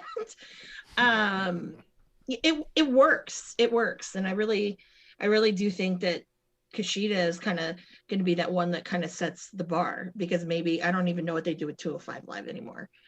That's probably non-existent. I don't know, but maybe they revise something to come back, because they have enough of those guys that could fill that kind of area, and they're great talent. So I'd rather see them do something than nothing. Yeah, 100%. Anything else you want to throw in there, Justin? To the people that always are questioning what MSK stands for. Oh, Yes, that's us. We've been part of that. think- Amanda, I did you ever think- reach out? I think Josiah Williams, when he did the freestyle for the Valentine's Day one, Okay. he said, I am a must-see kid. Uh-huh. So I think their names are must-see kids. Mm. I think that's what it means. Mm. We'd speculated that could be that, but that's the best sourced Yeah. concept I've heard yet. So I think I and if that is what it is, I am fine with it. It sounds good for them. And to be quite honest, I don't see them as missable. Yeah, no. You know what I mean? It's not like some of these matches, like the match coming right up after this. We had Imperium versus Everrise. Couldn't give two shits about. Love Imperium. As long as they win, I don't care what else happens. With MSK, they're so good. They're so fluid. They're such a tag team that you can't blink on them, man. They're both so individually outstanding that you can't just be like, oh, Nash Carter's in. I'll come back in a minute. He's just going to get his ass whooped for a while. This isn't the typical old style. This, to me, MSK is the new style wrestling, especially when it comes to tag teams. When you think of old classic wrestling, you had one guy who got his ass kicked, one guy who got the hot tag and got the win. You had the heels who would cut the ring off. I mean, that was the babyface side. On the heel side, they'd cut the ring off, and two guys who would tag in and out to beat the shit out of the guys, and then eventually, after the hot tag, they both get leveled. But that was the thing. You shine up the babyface, you get heat on the babyface, then they get the hot tag, they get the win. These guys do it in such a way that there's always a struggle. You're always not sure if they're going to pull it out. They're always flashy but believably forceful in what they do. You just can't miss it. You don't want to blink. You don't want to say, oh, this is the guy who gets his ass kicked.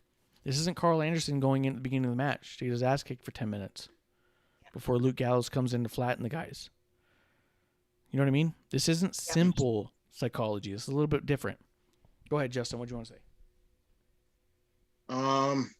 What else was there? Yeah, MSK is probably one of my favorite tag teams. They've become maybe even my favorite tag team just of all. The only thing I'm questioning is why is the crowd booing them? Oh, It doesn't- that. It's so confusing. You know I was why? pissed. It's It 2 weeks in a started- row now. Well, why? I'll tell you why. I think we talked about it on episode 1 last week. There's some fans on Twitter who I guess are regulars at, NXT, and they're trying to get themselves over because if you look, I don't know if it was this week, they're in the same spot, but the first week when they were booing, they were right, facing the hard cam. So, and they were booing and doing that, and I'm like, you're just trying to get yourself over, and it's not, that's not a way to do it. There's other ways you can do it, but no, it just makes you look like a dick. And when I saw that, I was like, you know what, that's trash, because sorry, I was going to throw other things in there, but no, but I don't want to go that route, but my other speculation, but that's what it is. And it bothers me. That just bothers me a ton. Yeah. Fans are trying to get noticed. And the other thing I heard was that there were fans who were just really big Drake Maverick fans this week. They're just trying to get noticed and talked about. Oh, let's see if we can get the internet talking about, because that's the thing is NXT isn't just open tickets. They're asking specific regulars to come through. Yep. Let's see real quick. I'm going to go. I'm going in November to Orlando. How do I get hooked up? Oh, that's it. You got to do a thing. I got to do a thing. No. If you've been there a whole bunch, then there's like, you talk to them and get it. Because there. if you remember Izzy, Yeah. she's on there. She actually sent out a tweet when she wasn't invited for the first taping with fans and has subsequently got invites for every single one since then. So real quick, just want to throw out this shout out before we hit up the main event, which I don't think we're going to go long on. So, Bishop, you're not missing much, but Bishop's got to head out.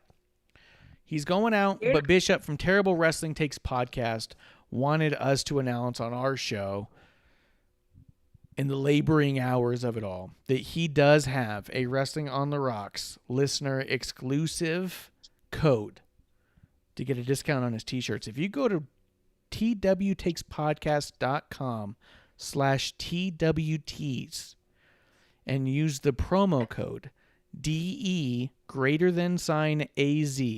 you get 25% off any and all purchases. That's bigger than his 420. That's the biggest discount he's given on any platform I've seen. His 420 was 20% only, and that was the biggest one I had seen to date. He's done a few for about 10% or so. This is the biggest percentage you can get off of his merch. I know he's got some pins coming. I think he's got some other stuff coming down. So write that one down, DE_AZ,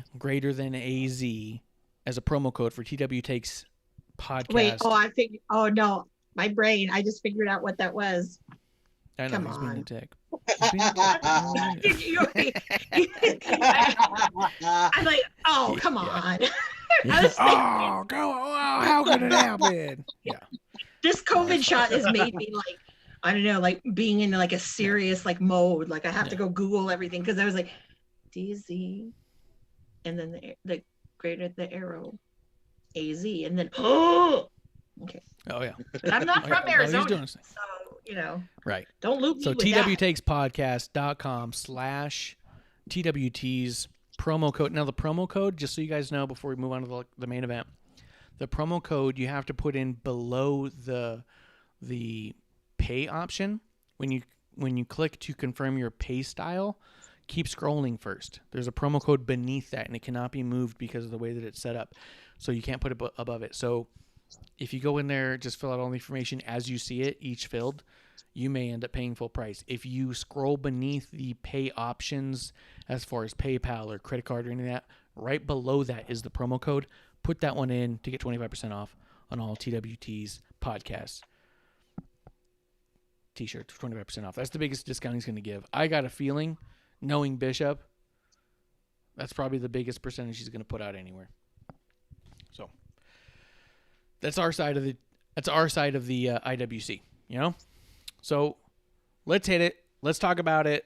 I don't have a lot to say about it because it is exactly what it is. Kyle O'Reilly versus Cameron Grimes, solid match. This is one of those matches that proved Amanda right way back when in episode 1, where she said that this dude can go at Undisputed Era levels. She even said that this is the type of dude who can go with an Adam Cole, a Gargano, a Ciampa. She goes, anyone in the Undisputed Era. He goes, this guy matches up frame by frame. And I was like, I guess we'll see as we see, but the dude looks smelly and just does a double stomp. Well. Are you eating crow? Smelly or not. That's the other thing. We are going to be introducing an old crow bottle to the set so we can start drinking crow as we go. But this match was fantastic. It proved that Cameron Grimes has every reason to be in the main event as a Kyle O'Reilly. Justin, what do you think of this match? I completely agree with that. I have been a big fan of Cameron Grimes since his Trevor Lee days. My God, he's so good. He definitely needs to be in contention for that North American title again because he's so good, and that this gimmick that he has now is hysterical. It's so entertaining, especially that with the Ted DiBiase thing then backstage. Oh, that was great.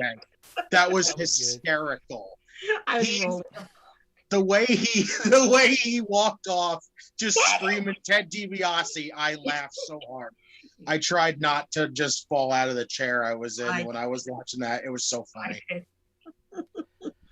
Here's the other bit too, Justin, and I'm going to go right back to you. But the other bit about it that got me was that it seems so obvious as you read a letter. Oh, he's not going to get it. Oh, we're good to inform you kind of a deal. But the way he's all like, we were made an offer we couldn't refuse by Ted DiBiase. was such a fucking line, dude. That whole everybody's got a price for the $1 million man.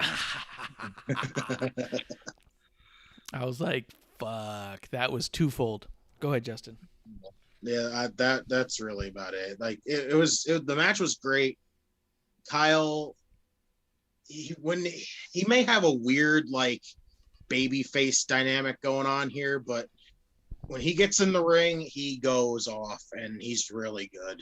And him and Cameron Grimes, they had moments where I felt like I wasn't into it, but they brought me right back into it because Cameron Grimes is just that explosive that makes me go, okay, I'm back in this.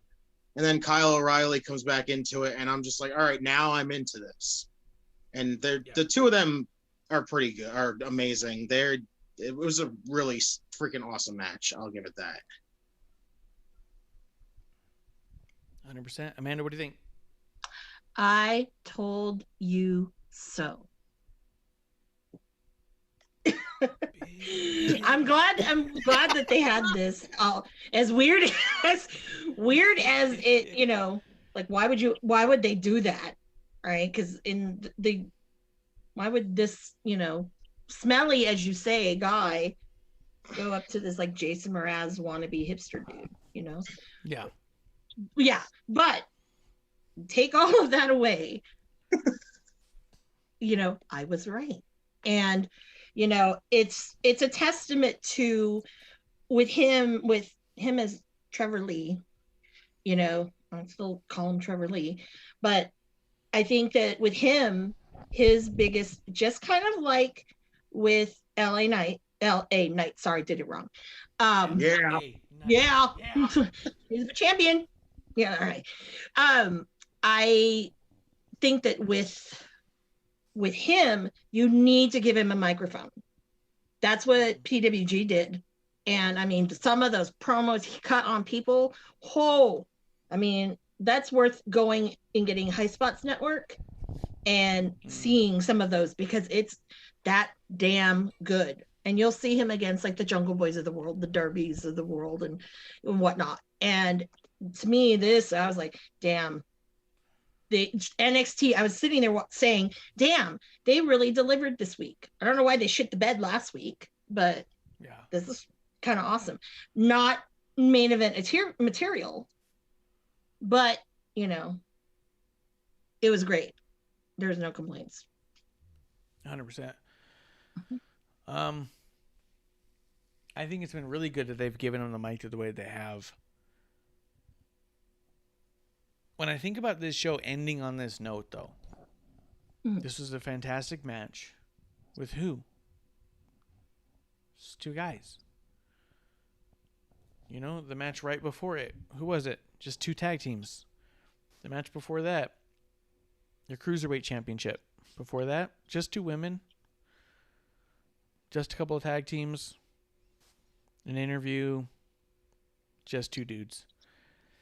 It's been this weird thing since WrestleMania happened where we're not seeing the championships. They're trying to like rebuild in such a weird way that like now it's 2 weeks since we saw Karrion Kross cut a promo at the beginning of last week and that was it. He didn't even come out this week. So for me, as much as this was a cool show, watching basically the mid-card grow, I feel like now we're on week 2 of mid-card television when we have main event talent that's just not showing up. You know what I mean? We haven't seen Balor since Stand and Deliver. Like, to me, it's just a little bit weird. Like, you're building at a really weird time. And I don't know shit about anything. I'm no TV dude. I don't know numbers or ratings. We talk about them as an interesting, oh, how cool. We got more, we got less, whatever. But realistically, fresh off of these pay-per-views, you're giving us less than what brought us to the pay-per-view during a time when you've moved positioning that you'd think you'd want to bring your biggest guns, but at the same time, realistically, highest viewership in a very, very long time. So what the hell do I know, as Don Stugatz would say. It just seems to me to be really weird, and I think that by the end of these episodes, the past 2 weeks, I felt a little bit like, I was expecting a little bit more. And I think it's because we're not seeing almost any championships be utilized in any way. Even the story with Gargano, where is he going that has anybody contending against him? He's just walking around with his title for no fucking reason. Justin, what do you want to think? What do you say? I mean, it is really weird how they don't have really any of the champions on TV.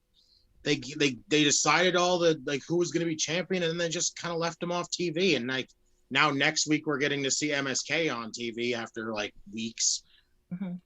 Karrion Kross doesn't really wrestle on TV that often. Johnny Gargano doesn't either. Like the women's champion does on rare occasions. Like it's really weird. Promo. That was it.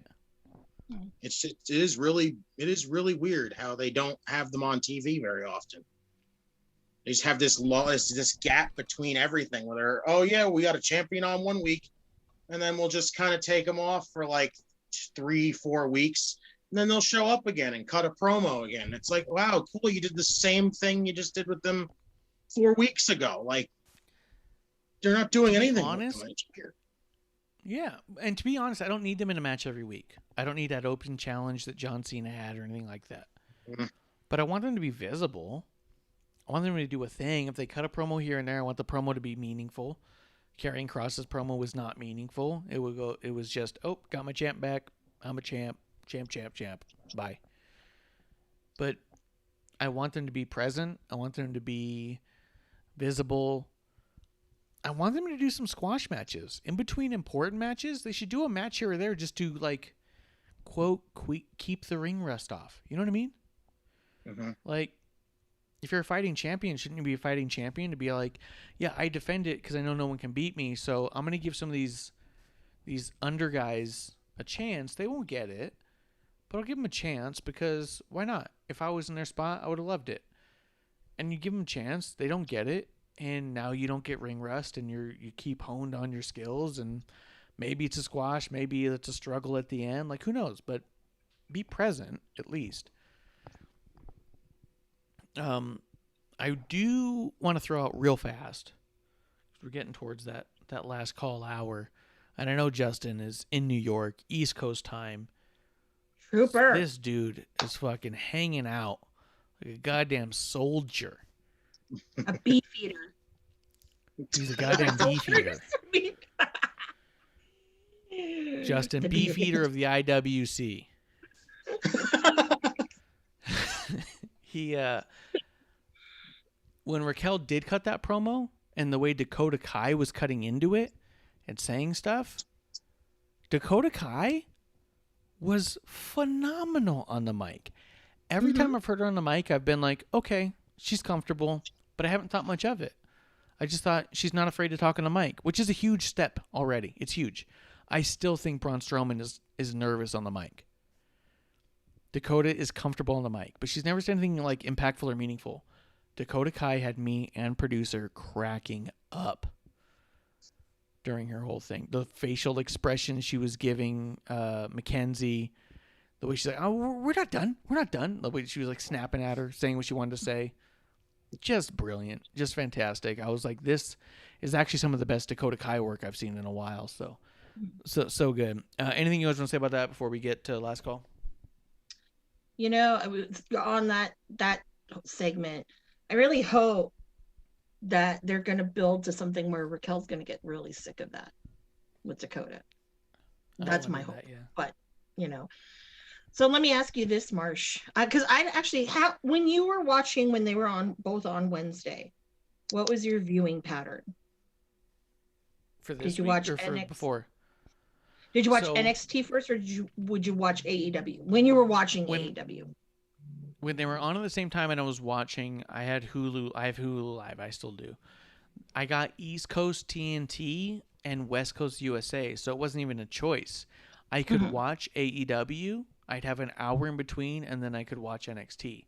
So for me, NXT was becoming amazing because I'd watch them right after some horrible AEW stuff. So now I watch NXT between Tuesday and Wednesday. Like, to be quite honest, it was on Tuesday. Actually, we didn't even watch it Tuesday night at all. Wednesday, we watched some of it together after she got off work. Or she didn't work.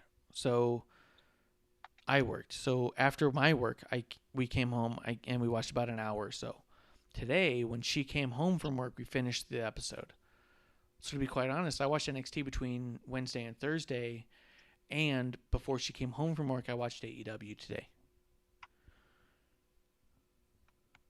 Yeah, because it's interesting when you see, like, well, usually I'm still in the mode of, because I don't have cable, but I usually will end up watching NXT first. Not NXT, no. I was watching AEW first, and then I would watch NXT. But because I don't know what the hell's up with Peacock, but they're not updating NXT. Last time there's an episode, it's from March 31st. Don't understand that.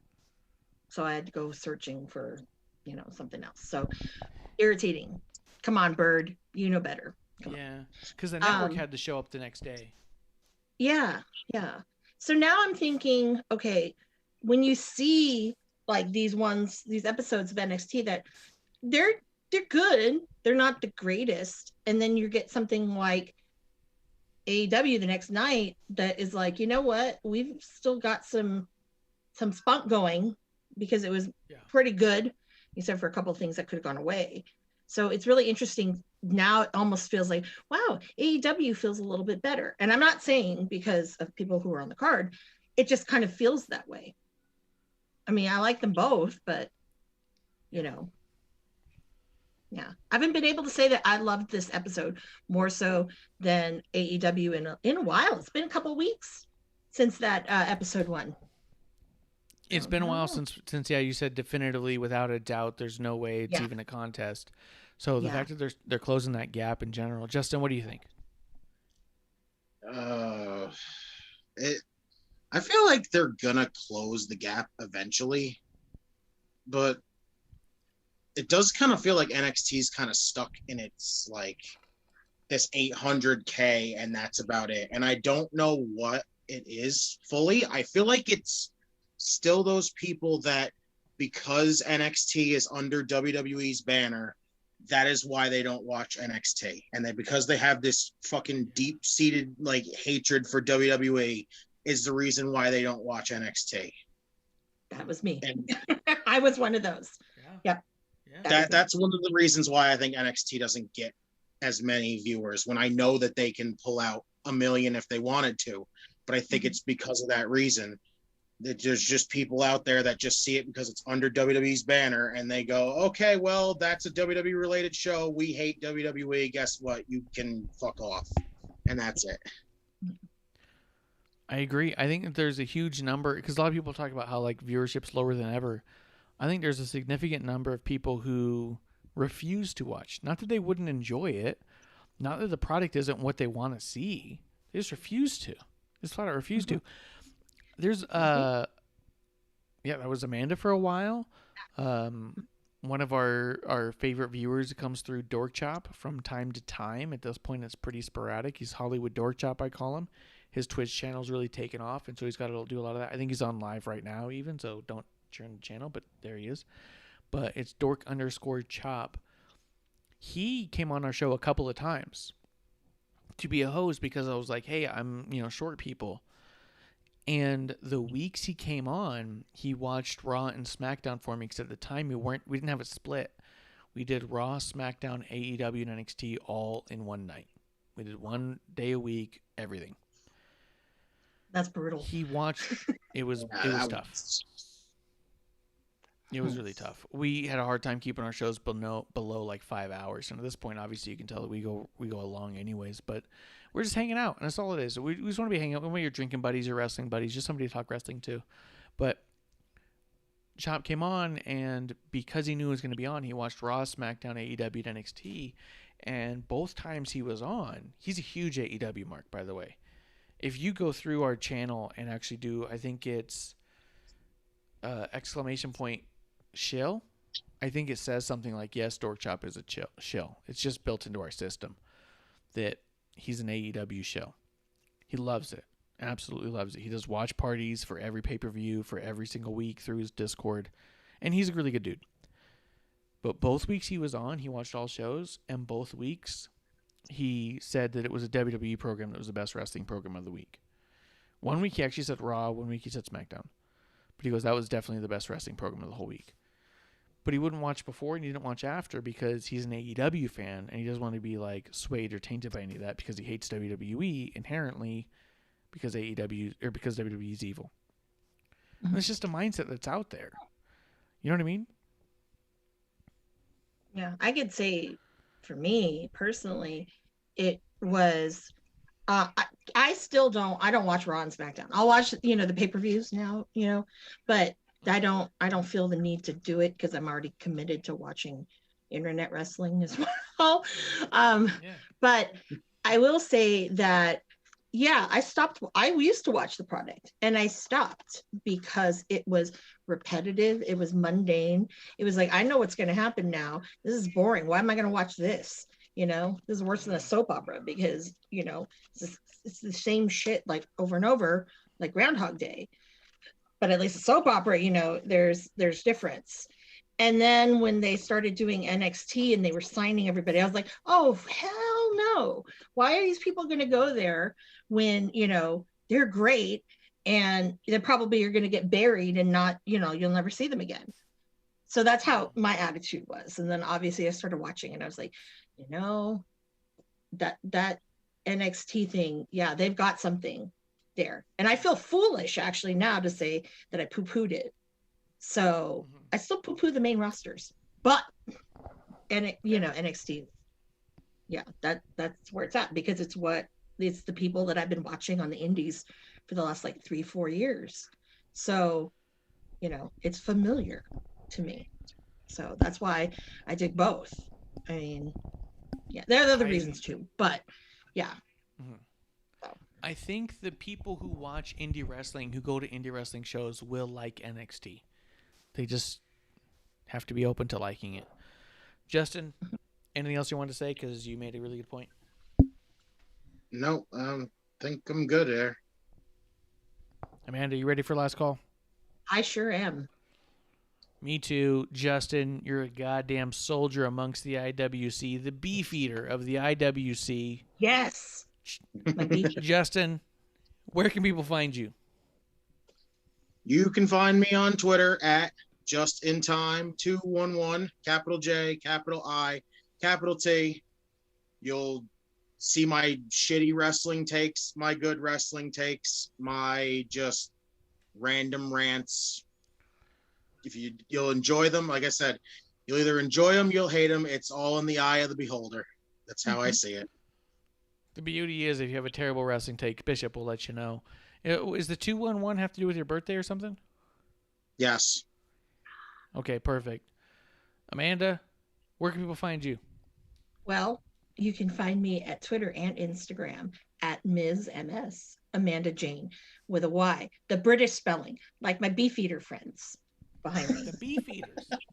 I'm gonna make a beefeater award. All right, every week now I'm committing to this. So on episode 1, the next episode 1, I am going to have a beefeater award for somebody. I gotta figure out why they would get the beefeater award, but I'm gonna have a beefeater award.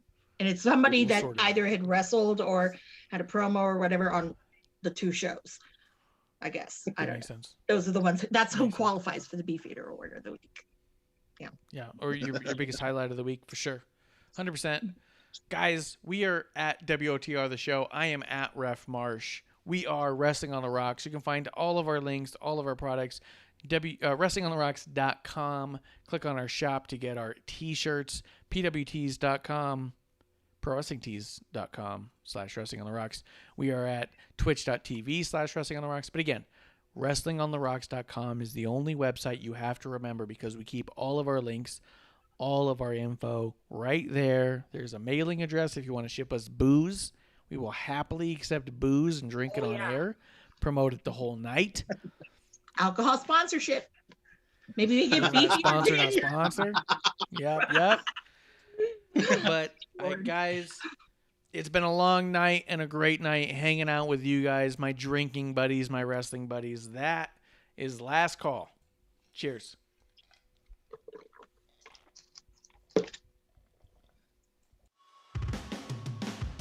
Hey, Producer Lady here. Thanks for tuning in. Continue to support us or buy us a drink by following and putting the I in subscribe on Twitch. Or subscribe and review our podcast on Apple Podcasts or wherever you listen to us. Cheers! I would never have a drink with wrestling on the rocks.